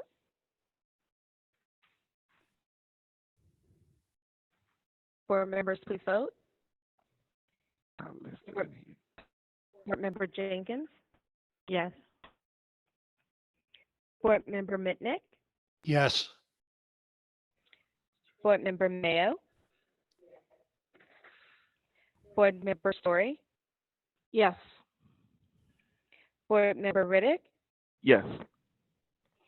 Vice Chair Brooks Buck? Yes. Board Chair Byram? Yes. Motion carried. Next, we have under new business, secondary visual learning plan. Virtual. Dr. Gordon? Yes, ma'am. And we'll transition back to Dr. Harrison, give her a chance to drink a little bit of water before we get started. So this is huge for Suffolk Public Schools right here. And as I tee this up for Dr. Harrison, this is going to be our plan for our secondary students as a part of our SBS Connect initiative. And this is our way to address the potential learning loss that could happen if our secondary students aren't getting new material that's being taught. I received data today from our twice a week conference call with the DOE, where normally there's a little bit of a summer loss of instruction of the students that could be approximately 5 to 10% of what they learned in the school year. And we're talking about growth here as measured by the NWEA MAP and RIT scores. But due to the fact that we've been out of school since March 13th, in some areas, especially for those students who are transitioned to 6th grade, their learning loss is as if they had just started school in October. And that's something that we're really concerned about. So we wanted to be able to find a way to continue our continuity of learning for new material after we were given the go-ahead from the Department of Education, but also to find a way to incentivize our students to want to be able to do the work. And that was some of the feedback that we've received through our social media, emails, and et cetera. And lastly, also taking a hard look at the responsibilities that many of our teachers are having at home by not only having their office hours, but also having to homeschool their own students while continuing to provide support to their class on a day-to-day basis. So with that information being said, Dr. Harrison here is going to go into virtual SPS, our continuity of learning plan for Suffolk Public Schools for the fourth 9 weeks. Dr. Harrison? Thank you, Dr. Gordon. And again, good evening. I'm gonna, as Dr. Gordon shared, share with you this evening our continuity of learning plan. And this includes actually includes virtual SPS and what we are also referring to as Mastery SPS for elementary school. So as you are well aware of our current situation with the extended closure of schools through the end of the school year. And so school divisions were provided options from the DOE for high school seniors, for our current 9th through 11th grade students, and our K-8 students. I'll just share with you, and these are directly from the Virginia Department of Education in terms of waivers that are being provided for seniors. As you can see there, the state is waiving the verified credit for students who are currently enrolled in courses for which they need a verified credit, standard or verified credit to graduate. And also for students who have successfully completed a course required for graduation but have not earned that credit, that requirement has been waived. Students who have not completed the self-selected test, students who are currently enrolled in or have previously completed a course leading to a CTE credential necessary for a standard diploma but have not yet earned the credential. Also waived is the requirement for completing VA US history, and waiving the requirement for fine or performing arts or the CTE course. And also for students who are in the second year of a sequential course and students who have not yet completed an economics and personal finance course. So these are the things that have been waived for the current cohort of students who are on track to graduate this June and have not completed these requirements. These requirements are the ones that the state has currently waived.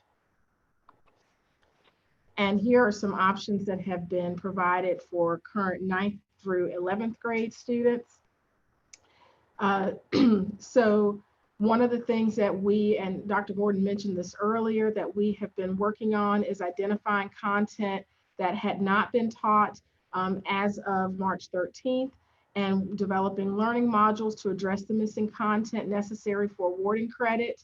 And these modules can be delivered to students through various instructional models, including face-to-face, blended, or self-paced under teacher supervision. They also have indicated that the modules should provide equitable access to all learners, including students with disabilities, ELL, students lacking access to internet, et cetera, and to economically disadvantaged students, among others. In terms of options for middle school students, the VDOE, again, very similar, that divisions have to develop an equitable plan to incorporate missing content. And also, this will also may require additional instructional time and or adjustment to grade level pacing. And then school divisions also provide instruction in the missing content and core content areas as much as possible. And so what we have decided to pursue in our division for secondary students is what we are referring to as virtual SPS to meet some of these options that the state has provided. And this will be a virtual academic quarter for students in grades 6 through 12. Students will receive instruction on new content via online learning modules utilizing virtual learning platforms like Edgenuity and Google Classrooms created by our teachers. So this will begin. So currently our teachers, just so you are aware, they are providing continuity of learning at the secondary level through various digital learning resources and learning plans. Teachers are providing 4 weeks of review content currently, and this began on March 16th and extends through this Friday. And after spring break, beginning on April 20th, after spring break, we will launch what again we're referring to as virtual SPS. And this will basically be a virtual quarter that will extend from April 20th through June 5th. And so, one of the things that, we've shared is that we're going to be shifting from review to new content in this virtual quarter. So again, the third 9 weeks during the time that we've provided virtual support, it has been a focus on review. Now we're looking at our pacing for courses that, for all of our courses to see where we ended as of March 13th. And we're going to be providing instruction in those, in that content in this virtual quarter. So we have, even though there's approximately about 12 weeks of school that have been missed, there really, in many cases, is not as, we don't have 12 weeks of content to cover. And this is basically due to the fact that usually with spring state testing, we typically end our pacing prior to testing so that there's an opportunity for teachers to review content.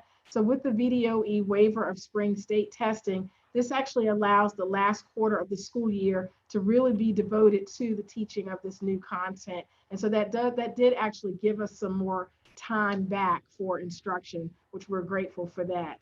The new content, again, will be provided through Edgenuity or through Google Classroom for non-Edgenuity courses. SPED case managers, SPED teachers and related service providers, general ed teachers, and working with SPED and ELL students have set office hours and will continue to provide additional instructional supports during virtual learning. So how will the instruction be delivered? Again, as I've shared, through Edgenuity for core classes and world languages, and then non-core through Google Classroom learning modules. Edgenuity modules for core courses. So for those of you who are not familiar with Edgenuity, this is a virtual learning platform that's already in place. It's been in place in SPS for several years. We've used it for course recovery, for summer school and remediation. In the platform of Edgenuity, students are provided with video lessons of skills covered in the course, along with notes, resources, assignments, and quizzes to assess the learning of content. And then teachers monitor student progress and provide additional support as needed. To get started, our teachers will assign students to these online learning platforms, and actually the enrollment process will begin tomorrow.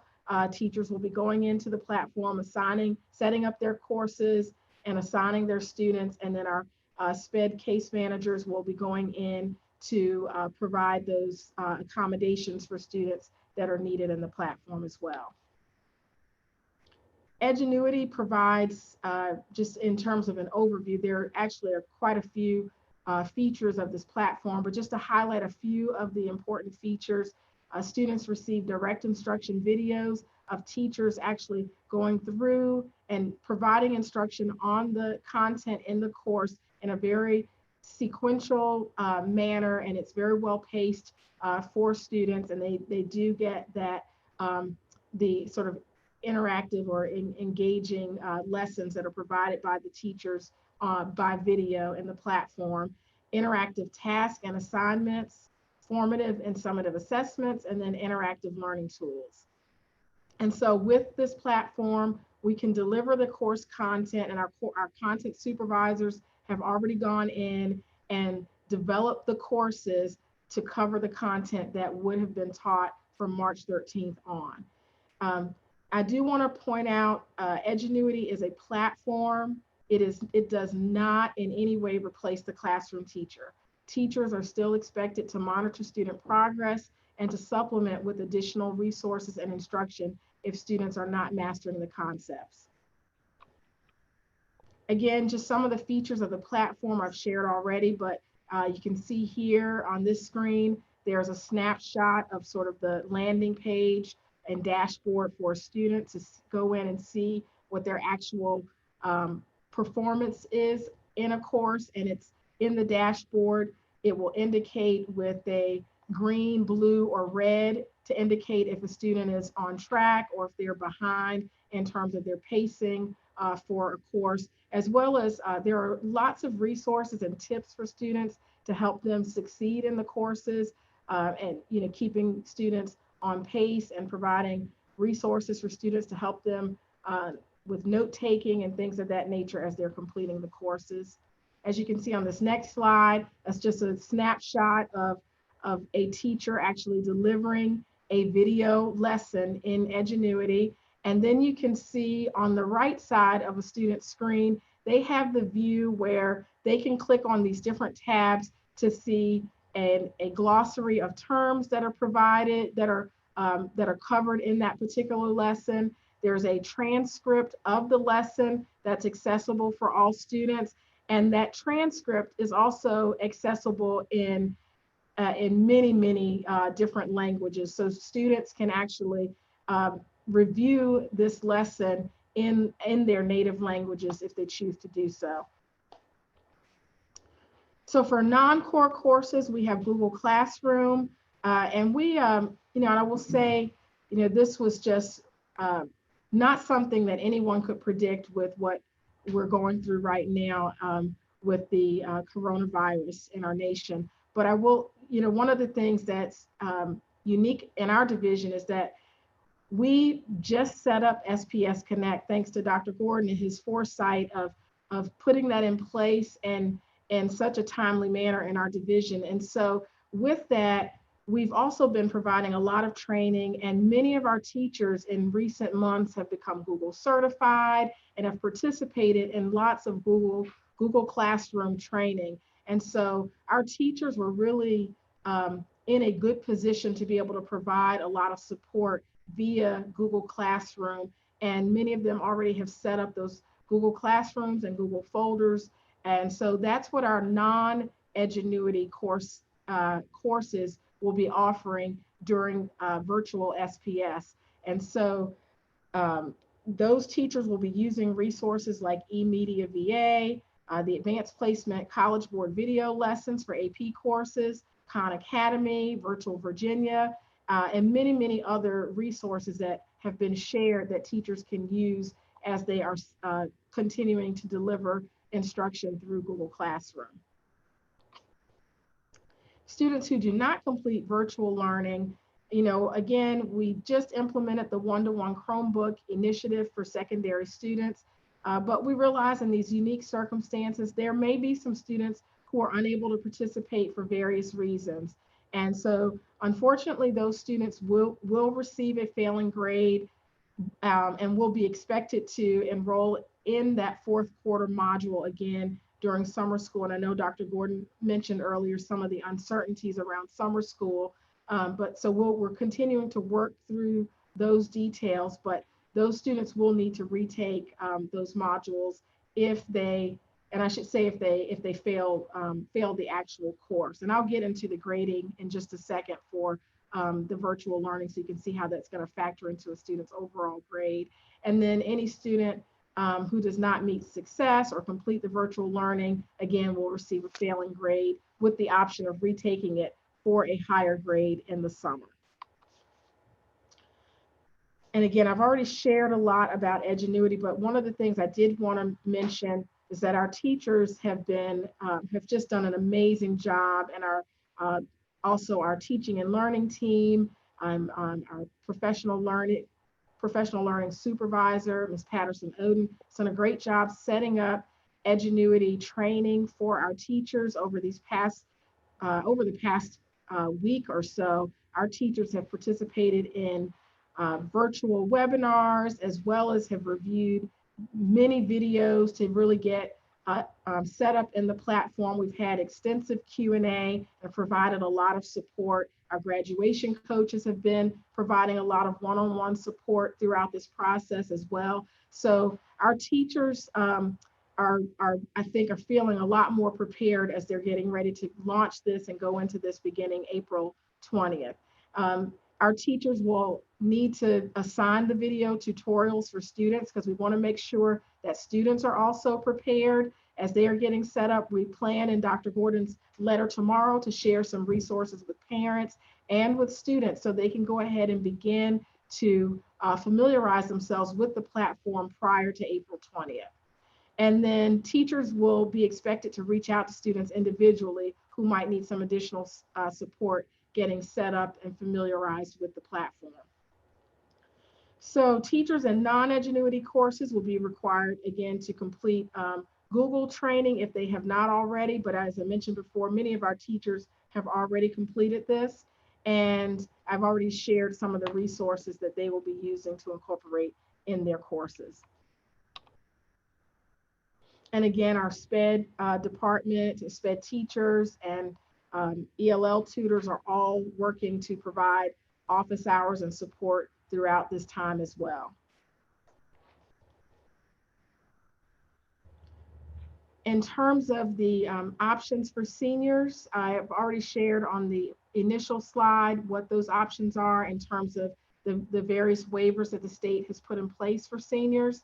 And seniors will receive more specific guidance regarding waivers that are applicable to them from their school counselors. And through our locally verified credit process, we will ensure that students receive their locally verified credit for any courses that they still need need a verified credit for this year through the waiver. And then seniors, we have gotten lots of questions about expectations for seniors. And just to clarify, seniors are still expected to participate in virtual learning and to complete their courses. You know, even though our school buildings are closed, you know, we really want to make sure we're conveying the message that learning still continues in Suffolk Public Schools. And so with that, students have the opportunity our seniors to complete their courses virtually. And I'll share more detail on this in the upcoming slides, but our virtual courses, we are proposing that they are graded on a pass-fail basis, which really gives our students an opportunity to focus on learning the content. And if they pass with a 63 or greater, it will be weighted, it will be averaged as an A. And if they score below 63% on their virtual module, they'll receive a grade of F because it's pass-fail. And then that grade will be weighted as 10% of the student's final grade for the year. And again, our primary focus is on learning and mastery, and we will be giving students multiple opportunities to demonstrate their learning in these virtual courses. And again, just to recap, virtual review was March 13th through April 10th, focusing on previously taught skills and content. The normal grading scale applies for what we're calling the modified third quarter. And then this quarter counts as 20% of the student's final grade. Again, that is proposed. And then grading for the third quarter, what we've conveyed to our administrators and teachers is that the focus for the third quarter was on virtual review and providing feedback. Grades should not have been recorded for virtual review unless it was an opportunity for a student to make up a previously missed assignment or incomplete assignment, or if it was an opportunity for a student to demonstrate improvement on a skill that they were previously below proficiency on. And teachers, you know, will be exercising discretion in determining the number of grades in their courses for the third quarter. As you are well aware, that's typically very spelled out for them in their courses, the number of grades that are required in each category. We are in this situation allowing lots of flexibility and teacher discretion to make those decisions. We just ask teachers to ensure that the grades reflect an appropriate number of assignments for determining proficiency on the content that was taught from the 30th of January through March 13th. And again, that is specifically for the modified third quarter. And then for the virtual fourth quarter, virtual SPS, again, it's a focus on new skills and content on a pass-fail basis is what we are proposing. And we're also proposing that a passing grade be counted in as an A in the student's final grade, and a failing grade be averaged in as an F in the student's final grade, and that this quarter be weighted at 10% of the final grade. Here's an overview of how this would impact the overall grading and report card dates, et cetera, for high school students. And as you can see, the weight distribution outlined here on this slide for each quarter. So with the shift of 10% and 20% for the fourth and third quarters respectively, that, as you can see here, causes everything else to shift. And that means for the first and second quarter, we're proposing, since that was face-to-face instruction without any interruption, that those quarters count at 31% each. And then for high school students, the midterm counts as 8%, and so on and so forth. So that's what we're proposing for high school. For middle school, it's very similar. 35% for first and second quarter, 30 for the third quarter, 20%, and for the fourth quarter, 10%. And then elementary grading. At the elementary level, what we are proposing, and as Dr. Gordon shared earlier, what we're referring to this as is Mastery SPS for our continued focus on review of previously taught skills and mastery for the remainder of the school year for elementary students. So we ask that elementary teachers review all of their marking period 3 grades and ensure that if students were not given the opportunity to make up any missing or incomplete assignments, that those grades are removed from the grade book.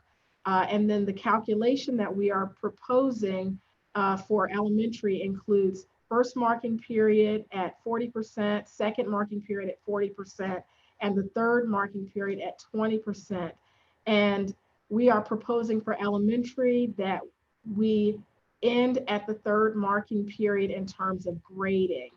Again, as I shared before, learning continues in Suffolk Public Schools, and but we are, because at the elementary level, we're focusing on review, and we do not have the mechanism for virtual learning at the elementary level. So our focus at the elementary level is providing weekly lesson student learning plans on our SPS Continuity of Learning site, as well as packets that have already been distributed for the first few weeks of virtual review. And then moving forward, as Dr. Gordon shared, beginning the 20th, students should receive mailed to their homes packets or workbooks that contain lots of review material and activities that will help students as they continue to review and focus on mastery of skills to the end of the school year. So we are proposing that we have no fourth marking period report cards for elementary school students, because we will not have any grades for those students for the fourth marking period. And then essential skills and content that were not covered in this year's pacing for elementary school will be built in and integrated into next year's curriculum through revision of our content pacing guides and curriculum guides for next school year. And our content teams are currently working on that as we speak. So just a summary again of some of the things that have been shared. So the modified third quarter was a mix of classroom instruction and virtual online review. And so for the secondary students, that will count as 20% of the final grade. And again, that is proposed. And the virtual fourth quarter will be administered using Edgenuity, and courses where that's not available will have the option of using Google Classrooms or Google Folders to share online learning with students. And then the courses in the virtual fourth quarter will be graded on a pass-fail basis and averaged in as an A if students pass the course, and an F if they fail the course, and it will be weighted at 10% as 10% of the student's final grade. And then no marking period 4 report cards will be provided for elementary students, and marking period 3 will be weighted as 20% of their final grade for elementary. So I know that was a lot of information, and I'd like to just pause here and open it up for any questions that you might have. Thank you. Questions?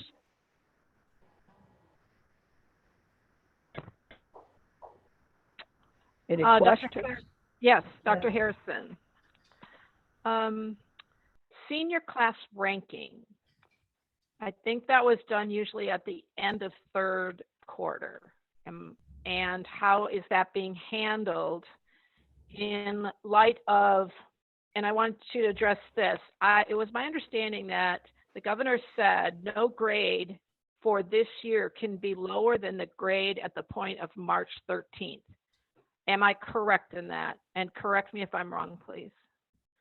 I thought. Yeah, I'll address that. Okay. The governor did say that in the very beginning when the school closures were originally defined, but that Okay. was before the revision came from the DOE that allowed us to teach new content. Now, you're exactly right, Ms. Story, where we always cut off our GPA ranks for Val and SIL and top 10 by the end of the third 9 weeks. So we're not really expecting to have a huge change, if any at all, in GPA at all, because the students are going to have such a great incentive to get this work done for the pass-fail option and getting an A. So we did cut off our class rank piece as of March 13th. GPAs may change a little, but with it only being 10%, as you know, mathematically, unless a student just does 0%, we don't really see a huge adjustment in GPAs for the final grade. So you said it's weighted as an A and an F. What are the percents for the A? Is it 100%? And then what's the F? What percent is calculated in? 63% is the threshold. So if they do nothing, let's say, which we hope everyone participates, they would get an F and it would be weighted into their 10% would be a 62% for fourth quarter. Am I correct? Basically, yes. Yes. Okay. The Ingenuity modules. So will those be loaded by the SAO people, and will they be the same modules for every course at every high school? Yes, so the Edgenuity courses, course modules have been set up by the SAO instructional team, and those modules are ready and are loaded in the system for teachers to access. And then, as I mentioned, teachers will begin enrolling their students tomorrow, although the courses do not officially begin until April 20th. And it would be the same module division-wide for whatever the course is. So if it's a biology course, then that module will be a set module for all biology courses division-wide. And we are, as I mentioned before, encouraging and expecting teachers to supplement as needed to ensure students are mastering the content in those courses. Okay. I'll let someone else ask. I think I have another one, but let someone else ask some questions and then you can come back to me, please. Any other questions? Chair, Madam Chair? Yes. Yes, I'd like to ask a question. How often is a student expected, if they have 5 courses in Edgenuity, how much time are they expected to be online with those 5 courses, plus what might be also offered by the other teachers through Google Classroom? So in a given day, how much time are we expecting high school and middle school students to be online? That's a really good question. And, Dr. Gordon, were you going to? Yeah, that's a tough question, Mr. Mindy, because I think a lot of it's going to depend on the actual strengths that the kids have in each class and the support they're going to get from their teachers for the office hours of, at least 1 hour in the AM, at least 1 hour in the PM. The good thing about this, though, Mr. Minnick, is this is self-paced, self-directed learning, and the students can access these courses 7 days a week, 24 hours a day. So whatever their schedules may be, or whenever, because one of the things we've talked about is making sure that our kids develop routines, or how often or how long they're actually doing the review work that was happening during our review SPS timeframe. I think that's going to fluctuate some. unless Dr. Lee or Dr. Harrison has an average figure Yes. go ahead. Yes, actually, so the supervisors have developed the courses so that they're about 25 minutes a day. And so students, for Edgenuity courses, you would, or just virtual learning in general, would typically not spend more than 2.5 hours a day, if you will, on their virtual learning. And all the courses have been planned to be about 25 hours in length over the duration of the course. And so they're all very strategically designed to ensure that the courses are appropriately paced and that students are in online learning. It's very different from face-to-face classroom learning. You really don't expect students to spend 6 hours in front of a computer for virtual learning. And as Dr. Gordon mentioned, it's self-paced. If a student needs more time, they certainly can take more time, but it's not set up to require a student to be online all day participating in these modules. The special needs students that struggle on pacing and focus, what type of support will they be given through Ongenuity? I know their case managers are still responsible for that, but yeah, I'm very concerned about this. I've heard from several parents, even educators who have children that have special needs about, what's going to happen. One story was a child was taking one class in summer school and they were spending an average of 7 hours a day for one class. And that's just one example. Will somebody be monitoring that and cutting down on the amount of work that they have to do?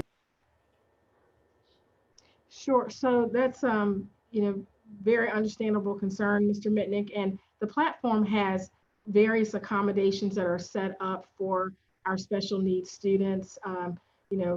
Everything from extended time to retake opportunities. We will be closely monitoring that. Their teachers and case managers will be closely monitoring their performance and the supports that they need in the course. So if a teacher needs to stop at any point and substitute some of the material and provide something that's a little bit more appropriate, they have lots of latitude within the platform to provide accommodations to meet the needs of individual learners. And as I was sharing earlier, this is sort of our foundational platform, but the teachers and case managers, they still play a vital role in making sure that that we are tailoring the experience to the individual needs of students as much as possible. And the platform has a long list of accommodations that are built into it. But if students have needs even beyond that, teachers and case managers can work with those students to provide, to supplement or substitute as needed with different assignments that are more appropriate for that student, or even, chunking those lessons a little bit more to ensure that it's not, too much content at one time for a student and things of that nature. So again, that will be closely monitored, and they will be receiving lots of support from their case managers and teachers. Thank you. Any other questions? I do. I remembered what I wanted to ask. So if students are being put into Ingenuity tomorrow, can students start if they choose?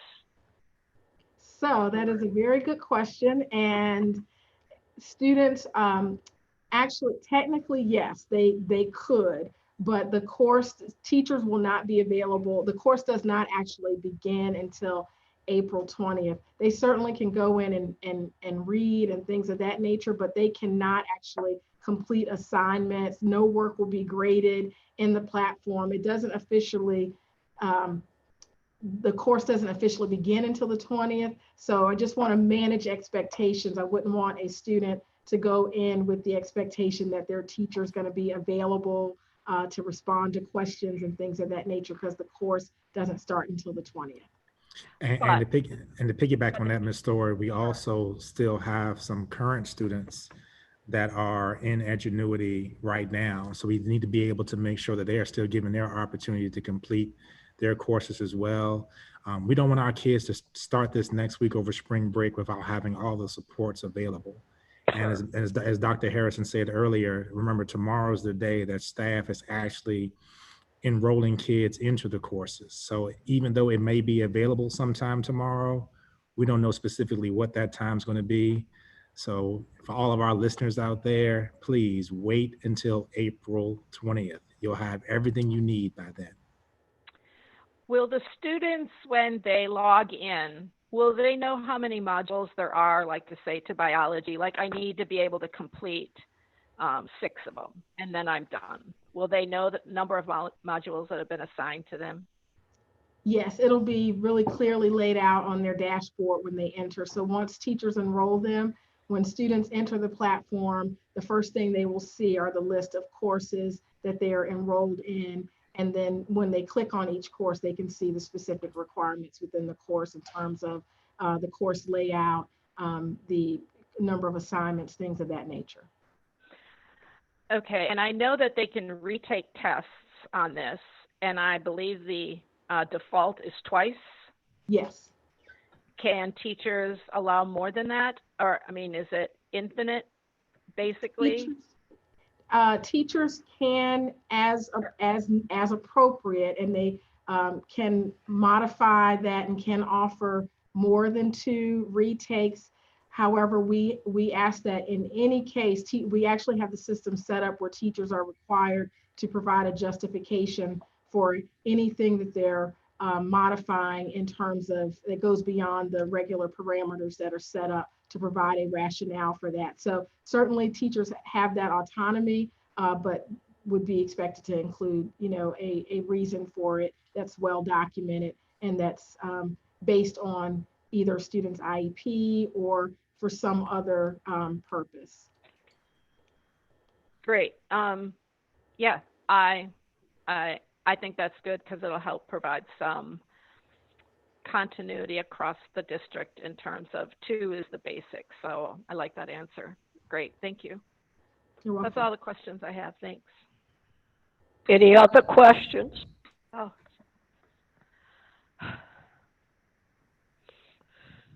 So anything else you want to add, Dr. Gordon? So just to be clear, we're asking for the board to vote on our grading plan. That was the main basis of Dr. Harrison's presentation. And, just to reinforce some of the things she said, we wanted to find a way to incentivize our kids at the secondary level to be able to do the work. Part of the reason why we are assigning grades to pass fails because the NCAA requirements say that if a student has a P or a F, or a P specifically on their report card, it reverts to a D. And we didn't want to punish our student athletes at all that may have aspirations of playing college athletics by having a D on their report card, even though it's only 10% of their final grade. So part of the incentive was to think towards the future for these students, but also to make sure that we can get them to have their future set forth if they've determined to become a student athlete for the college athletics. We were consistent with 20% for marking period 3 for both elementary and secondary. Little higher weight for middle schools at 35% because middle school students do not take a midterm. We made 0 adjustments to the overall percentage that was really coming out for the first semester. It was really about adjusting the second semester. And we felt that with us losing about 3 weeks in the third 9 weeks, 20% was going to be fair. It was going to be fair to our kids. We've been allowing them to submit missing work at the secondary level. And we think having this 10% piece for this pass-fail option, using a platform that we already have had in the school division for several years, was going to work. And we're very, very confident in this plan. And I want to, publicly thank Christine Lafferty, Dr. Harrison's teaching and learning team, John Littlefield, for all of their work. Ladies and gentlemen, we pulled this plan together in 2.5 weeks. And as you all know, other school divisions still don't know what they're going to do when they come back from spring break. This is a great way for us to be able to get some new content taught to reduce the overall summer loss. And we're still going to put forth all of our returning students.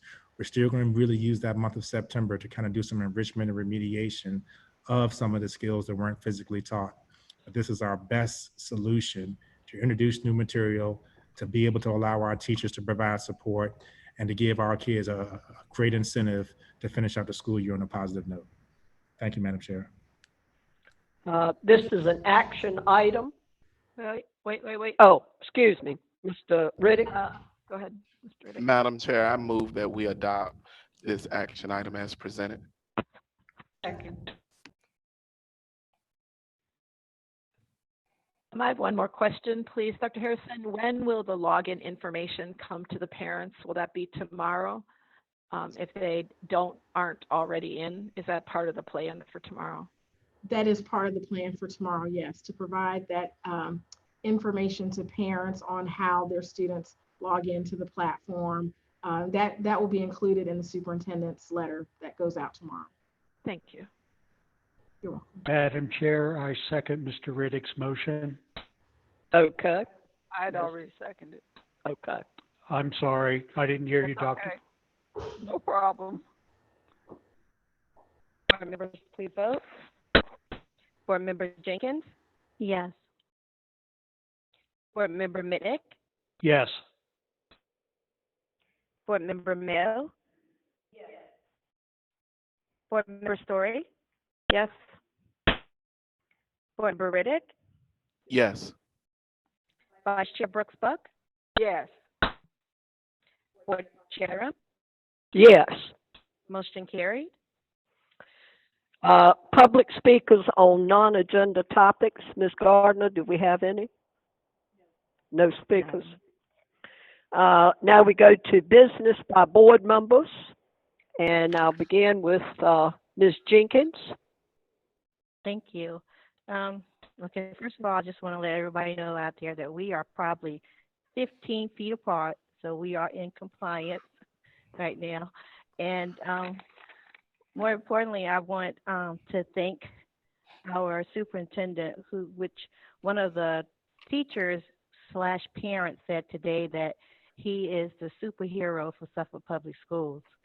And so I just want to thank you and your staff, everyone in the main office, the teachers, the cafeteria workers, the custodians, everyone who has played a part, because getting our food out to our kids, getting the work out, the bus drivers, thank you, because we were just given a switch of how we live our lives just instantly, how we do things. And as everyone has said already tonight, Suffolk Public Schools have rose to the occasion and doing a great job. And I have gotten calls from a lot of parents, from a lot of teachers, and the students are still excited about Suffolk Public Schools. And we have neighboring school, other schools out here, districts that are looking at us, and they're trying to figure out how they can copy what we're doing, because we're doing a good job. I want to also, I forgot to do it when we were doing the graduates, but I just want to hold this person up, which is my godson, who is an honor graduate. His name is Keon Wiggins Saunders, and I am so proud of him and my husband, Clint. And he has his own business, which is Rich Kid Nation, which he does T-shirts, and he's been doing this for, I think, over 3 years now, and he's doing really well. So congratulations to you. And I just want to, again, tell everyone that I'm excited about what Suffolk Public Schools are doing. We are just taking the mantle, and we're running forward with it. And whatever we can do to help, that's what we're going to do, because that's what Suffolk Public School is. We're the best district around here. I will say that proudly. That's why I'm wearing my shirt tonight. Thank you very much. Mr. Mitnick? Yes, I'd just like to follow what Ms. Jenkins said. My heart and my gratitude go out to all the employees of Suffolk Public Schools who have worked so hard since March 27th to put the virtual learning plan together and the elementary plan, and the food distribution plan and the going back into the buildings to picking up stuff and medications and our bus drivers that have been, delivering the food and delivering the packets. There's just been so many compliments that have been given to Suffolk Public Schools. And I'd just like to, from the bottom of my heart, express my gratitude to everyone involved in it, from Dr. Gordon and to certainly our teaching and learning staff. And I personally like to thank Mr. Littlefield for making this feed possible so that Ms. Story and I can participate in this section of the meeting tonight. And I'm sorry I missed the memo about wearing my Suffolk Public School shirt. And that's a joke. Thank you, Mr. Mitnick. Ms. Mayo?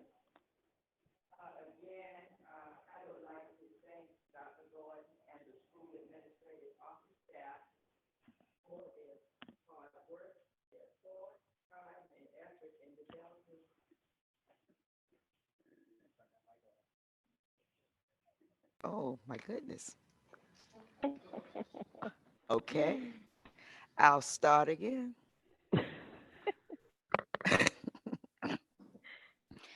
Again, I would like to thank Dr. Gordon and the school administrative office staff for their hard work, thought, time, and effort in developing a plan of action for the continued education of our students during this time of uncertainty and challenge. And yes, it has been a total SPS team effort. Kudos to our principals and their administrative teams, our school counselors, teachers who are working vigorously and continuing to work with our students. Again, our food service for delivering and preparing the lunches, our transportation department, our bus drivers for their outstanding service, our maintenance department, the print shop, everyone who had a hand in this. To our SPS parents, our stakeholders, and community supporters, thank you for your patience and for your support during this time. And I too have received many positive comments about the plan for moving forward for our students in the community in which I reside. And to all of you out there, take good care of yourselves and remember that we are all in this together. And we're going to continue to work together to build the best SPS. Thank you, Ms. Mayo. Mr. Riddick?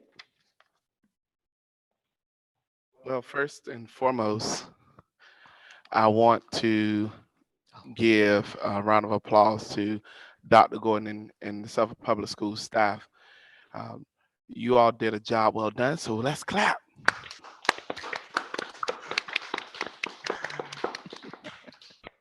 And I mean it from the bottom of my heart because no one had, I can't think of anybody that have experience in dealing with your school system shutting down abruptly mid-school year.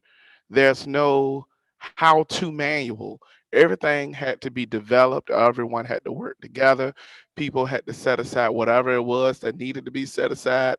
Sometimes you had to pitch in, and I looked on one of the Facebook posts. I seen Dr. Whiting fixing lunches and serving lunches. I saw bus drivers out. Everyone just pitched in wherever they were needed.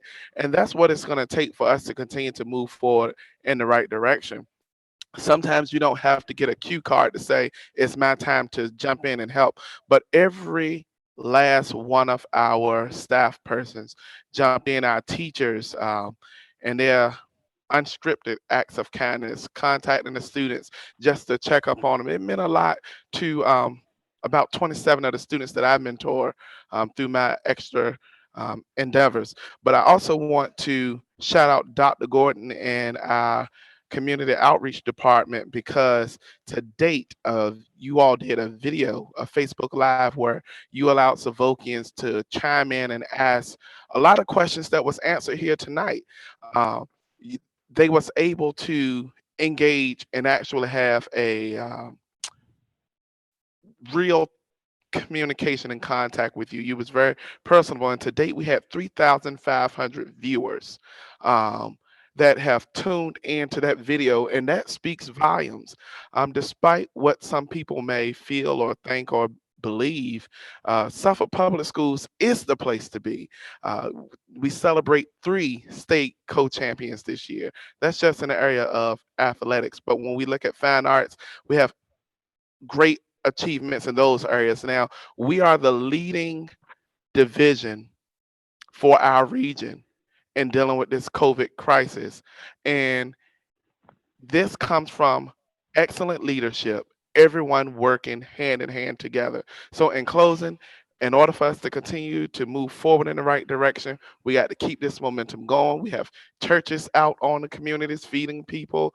We have it's just so much. It's really a great time. This is a COVID blessing, for the lack of better terms.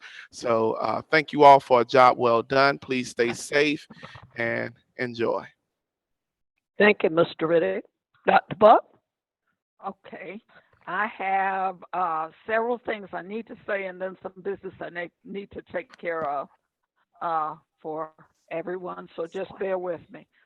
There's one thing that I would like to do first. I'd like to give a shout out to Matthew McFarland, who is a 3rd grader at Northern Shores Elementary School.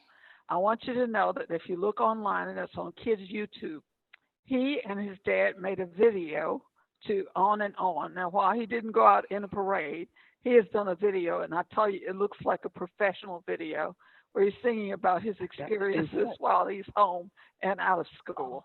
So you just have to see it. There ought to be a link on our website, and you can see that video, because it's a wonderful video which speaks to his experiences as a 3rd grader, and you can see some of his friends on the video as well.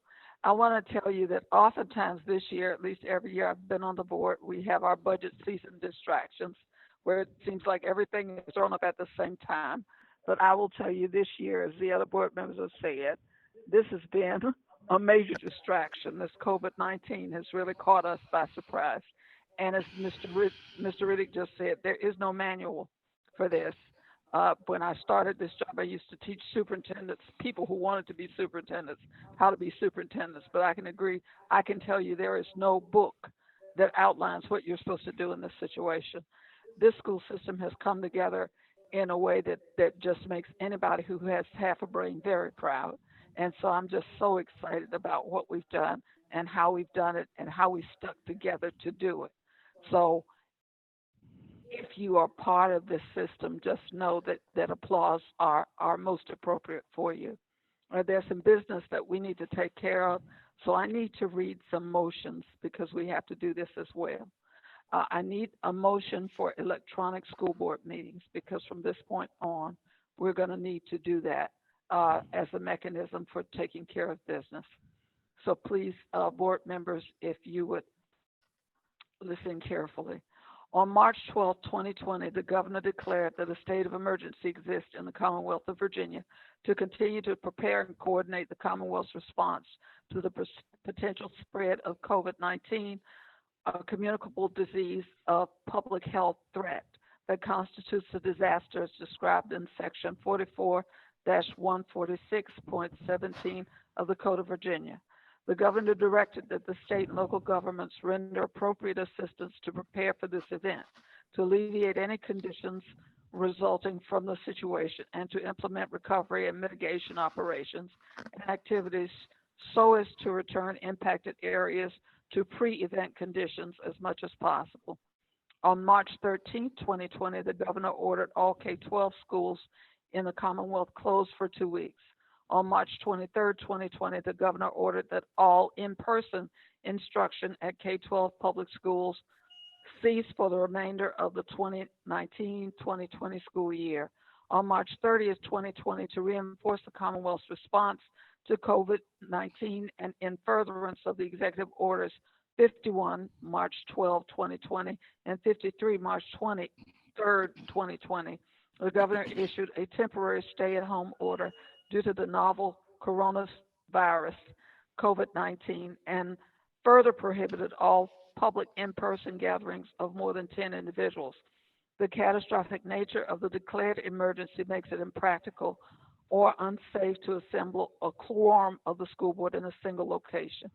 Therefore, I move that the main meeting of the Suffolk School Board be conducted electronically as provided for by Virginia Code Section 2.2-3708-2A3 for the sole purpose of addressing the effects of the emergency and for specifically the need for social distancing and its effects on the continuity of instruction, graduation, and maintenance of school facilities and school programs.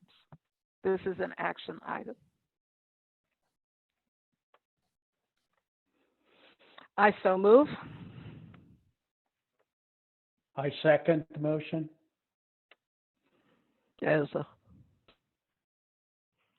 Board members, please vote. Board Member Jenkins? Yes. Board Member Mitnick? Yes. Board Member Mayo?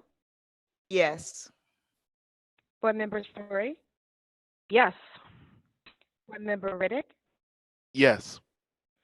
Vice Chair Brooks Buck? Yes. Board Chair Byram? Yes. Motion carried. Thank you. The second motion involves expanding the hiring authority of the superintendent. As you all know, and we experienced this evening, the closed session portion of the school board could not be transmitted to our board members who were at home for reasons of confidentiality. Those reasons were read aloud as we discussed the agenda for the closed session meeting. As such, please listen carefully to the next motion.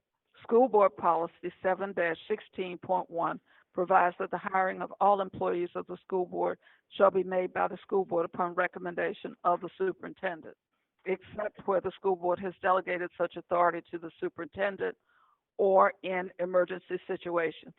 I move that the school superintendent be delegated the authority to hire all employees of the school board while the state of emergency declared by the governor remains in effect, and that the school superintendent will report to the school board all hiring decisions.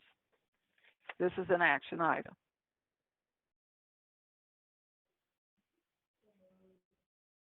Ms. Jenkins, right, and Ms. Mayo. I second the motion. Thank you. Board members, please vote. Wait. I have a question, please. Question, Ms. Story, and I'm sorry I forgot you. I'm coming back to you. Hey, no problem. Okay. And your question? Dr. Brooks-Buck, Yes. are we meeting electronically and keeping up with our schedule May and June? Yes. So the question would be, can we not continue that, seeing the list of who is hired, intended to be hired? Can we not continue that? We will not have closed sessions as we normally do, in all of our closed sessions, what we do. We cannot have those. So closed session, so I did not know that. So That's closed why sessions we- are being eliminated. That's correct. And that's why we're giving the superintendent the opportunity to do this during those times when we would take care of that business during closed sessions. That business that might need to be carried on in the closed session. Okay. Gordon, So would you he like will to follow speak up, on that? right? Dr. Gordon, then I assume you'll follow up with an email to all of us of Yes, ma'am. what you're doing? Yes, ma'am. Our plan is to be able to send you electronic communication for major hires as they come forward. It will not be as a detailed report as the one that you normally receive from Dr. Brown during the closed session, but with some major hirings that we have coming up, some transfers that we are planning, you will receive an email from me the day of or the day before, just to keep the board in the loop. Madam Chair, Yes, Mr. Riddick. I just want for clarification to explain what's going on. It's not that we are trying anything new with this crisis that's going on. Our policy is already written to give us provisions for this. We're just enacting it. So the superintendent has the power to hire staff. We have some vacancies that need to be filled. He has the authority to go ahead and fill those vacancies. It's just that in our closed session, we talk about personnel matters, and that's something that because we cannot verify the confidentiality of our several remote locations, we are suspending closed sessions, and the superintendent will move forward with the day-to-day business as his job description is, and we will move forward with the governance, and he will keep us informed with what's going on. So I call for the question for the motion that's on the floor. The motion is, oh, I'm sorry, I lost my place. The school superintendent be delegated the authority to hire all employees of the school board while the state of emergency declared by the governor remains in effect, and that the school superintendent will report to the school board all hiring decisions. That is correct. We're ready for vote? Call for the vote. Okay. I would like to make an amendment to that, please. Point of order. Point of order. According to Robert Rules of Parliamentary Procedure, when the motion is made in second, it's for discussion. Then if a call for the question is made, the discussion cease and the motion either it has to go forth, either it pass or it dies on the floor, but it has to go forth to a vote before we can do an amendment because the question has already been called. Well, I want clarification on it, Mr. Riddick. Per parliamentary procedures is. I want clarification. Is this just for this pandemic time frame, right? Mr. Waller, clarification. Yes, two things. One is the reason that you're not going to be having, or the motion is not to have a closed. I understand, but is the insinuation? I need to clear up something because okay, great. Wasn't Sorry. stated correctly. Oh, okay, thank you. The reason that you're not having a closed session is because the meeting that you're going to have in May is going to be a total electronic meeting.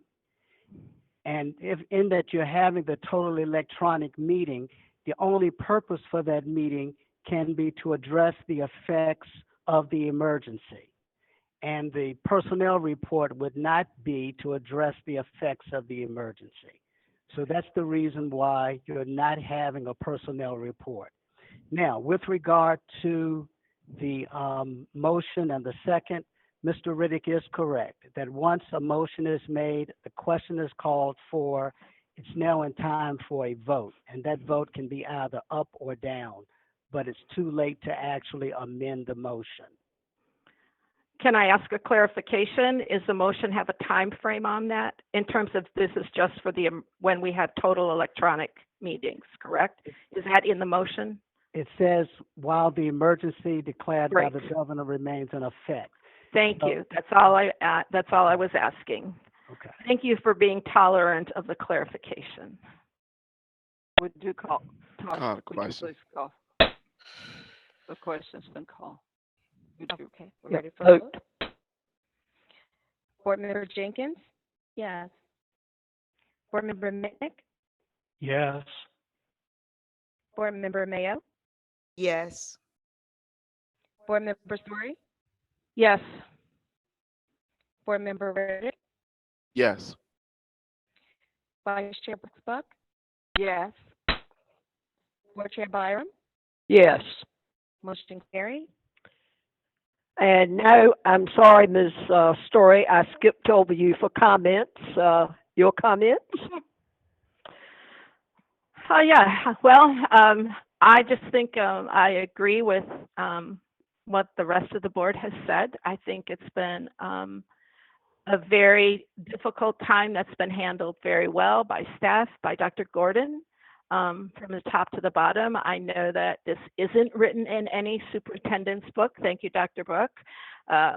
And yes, they had to come up with all sorts of new things, and I really appreciate everything that everyone did. It's been fun walking around, taking pictures, and making shout outs to people on my school board page. I think it's been a lot of fun, and people have really enjoyed being featured there. So I want to give a shout out to Dr. Harrison for tonight. She did an amazing job of presenting things. It was a lot of information to present. And after the vote, I saw a huge smile on her face, and I'm sure she was very relieved and excited. They did a great job at putting all this together. Dr. Gordon, I thank you. I sent you an email, and I thanked you for that, offering that Facebook Q&A. I thought that was very good as well. I attended, and I like that. I think you have shown leadership here to get this all organized, and I really appreciate that, Dr. Gordon. And I do think from going forward, this is going to be, as everyone is talking about, a change. Things will not go back to normal. They will be different.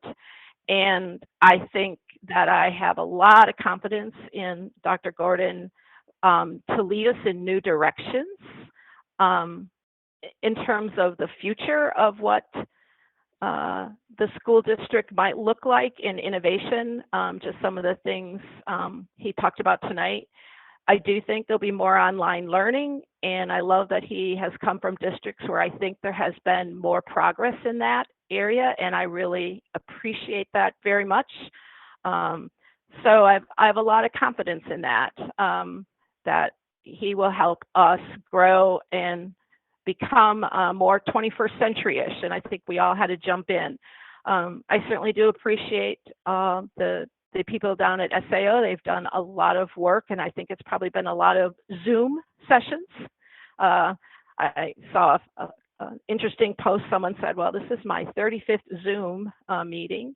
And so there's been a lot of Zooming going on, and I think even that has been very innovative and new ways of collectively meeting together. So I appreciate the work that's been done down at SAO in putting these all these new paradigms in place. I do encourage parents to help motivate their kids to keep learning. And so I want to give a kudo to parents. They had a whole new role here to see teacher as facilitator. And I want to encourage them to do the best they can to keep their kids engaged and learning, and whatever that looks like, that it's really important that we don't have this huge gap. And I think you have already really stepped up to the plate. I can see that there's been many comments given and sent to me about teachers and the excitement of meeting their kids online. So parents, keep up the good work. As you have questions,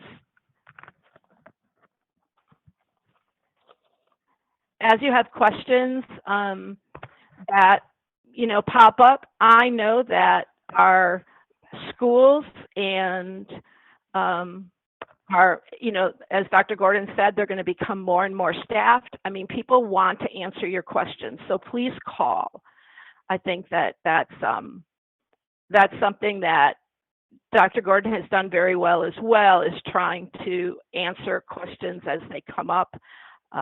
So please don't hesitate to call the district. Don't allow yourself to get too frustrated over this time frame, and call your principals, right? Call the principals, call your schools if you have questions, if you have problems. With the platform of Ingenuity, I know that our staff really wants to help.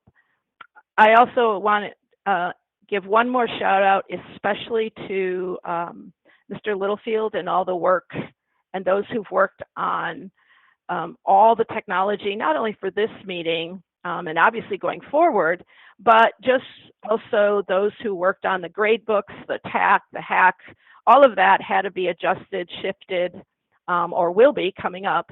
And I know that's a lot of work as well. So if I've forgotten to mention and thank anyone, I just want to say, I'll use someone else's word, from the very top to the bottom. I think everyone's been working very well. Teachers have, done great about attending new professional development to get ready for this last section. It has been a stretch, and I'm excited to just see not only a good ending to this year, where I think we're not putting a lot of stress on kids, and yet continuing their education, wanting them to continue learning.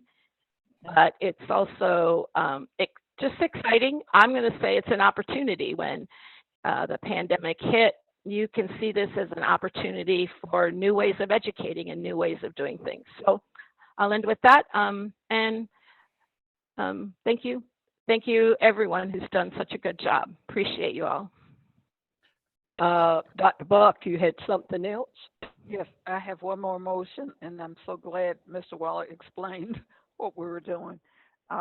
Because of the COVID virus and the reason that we can all have these remote meetings, we can only discuss those things that are related to the virus in the meeting and are necessary for us to have meetings remotely. So the third motion has to do with tabling comments by board members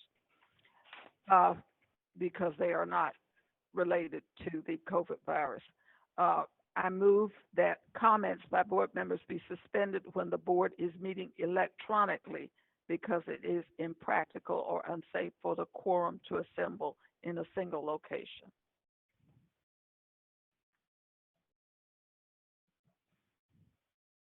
And the reason is because we can only talk about things that are urgent business that we have to take care of. Ms. Jenkins? Ms. Mayo? I second the motion. Motion on the floor. Board members to vote. Board member Jenkins? Yes. Board member Mick? Yes. Board member Mayo? Yes. Board member Story? Yes. Board member Riddick? No. Vice Chair Brooks Buck? Yes. Board Chair Bum? Yes. Motion Okay. Anything else, Dr. Buck? Oh, okay. Couple of comments. I digress for just a moment. Of course, Mr. Riddick is happy and smiling this evening, his 30th birthday, but I remind him, enjoy it while you can. We all wish we were 30 again. Also, a belated birthday wish to Board Member Mayo. I see she had one a few days back, but we won't ask her age. We'll be very polite. Happy belated birthday, Ms. Mayo. Thank you. And I agree with everyone, ditto to everything everybody said. We have a fantastic team. We are working in extraordinary times. And I agree with Ms. Story. This is an opportunity for us to explore a lot of different avenues. And I think it is helping our school system. And when we look back on this, when we get a moment to take a breath, I think we will agree that this has been a learning experience for many of us. I am so proud that back in October, we hired Dr. John Gordon as our superintendent. We didn't know at that time what we would face, but he is a visionary. He's a gentleman who tries his very best every day for Suffolk Public Schools. I spend a lot of time on the telephone and emailing and texting Dr. Gordon. He has become a close friend. And I know He is working diligently with his staff to do what is necessary. We can never thank him, the teachers in Suffolk Public Schools, our administrators, the teaching and learning team, our transportation department, our nutrition department, cafeteria workers, our bus drivers, transportation, Mr. Littlefield in technology. We cannot begin to thank these people for what they've been doing. Print shop, all of those packets. We cannot begin to thank those people for what they have done. And I think, we all know that we are working in difficult times. We're trying to do the very best that we can. We do not know all of the answers, but we're trying to work on them. And if you have a concern, please forward it to your school board member that represents you or to our superintendent, and we will try to get it addressed to help you. I want to thank the parents because I think they are learning every day the importance of Suffolk Public Schools because they're getting a first-hand view of actually what the school system has been doing for them day in and day out. I think there will be a greater appreciation of the school system as we move forward. So we all are going to gain from this. I like to always look on the brighter side. We're losing people. Lives are being lost. I pray for the sick. I pray for those that are suffering and their families. But I believe out of all this, some good will come for Suffolk Public Schools. I firmly believe that. I'm an optimist. And I believe we, working as a team, school board included, will make this very successful in the long run. And we are Suffolk Public Schools strong. Thank you. Anything you need to say, Dr. Gordon?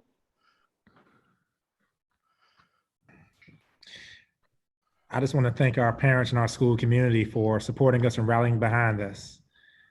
We're very lucky here. We're very lucky that we're still healthy, that we're even able to have these meetings. Please be safe. I don't want to lose one student, one staff member at all. That is our goal and that is our plan whenever we come back to school in the fall. Thank you all for your support. I like that. Suffolk Strong, Ms. Barham. I like that.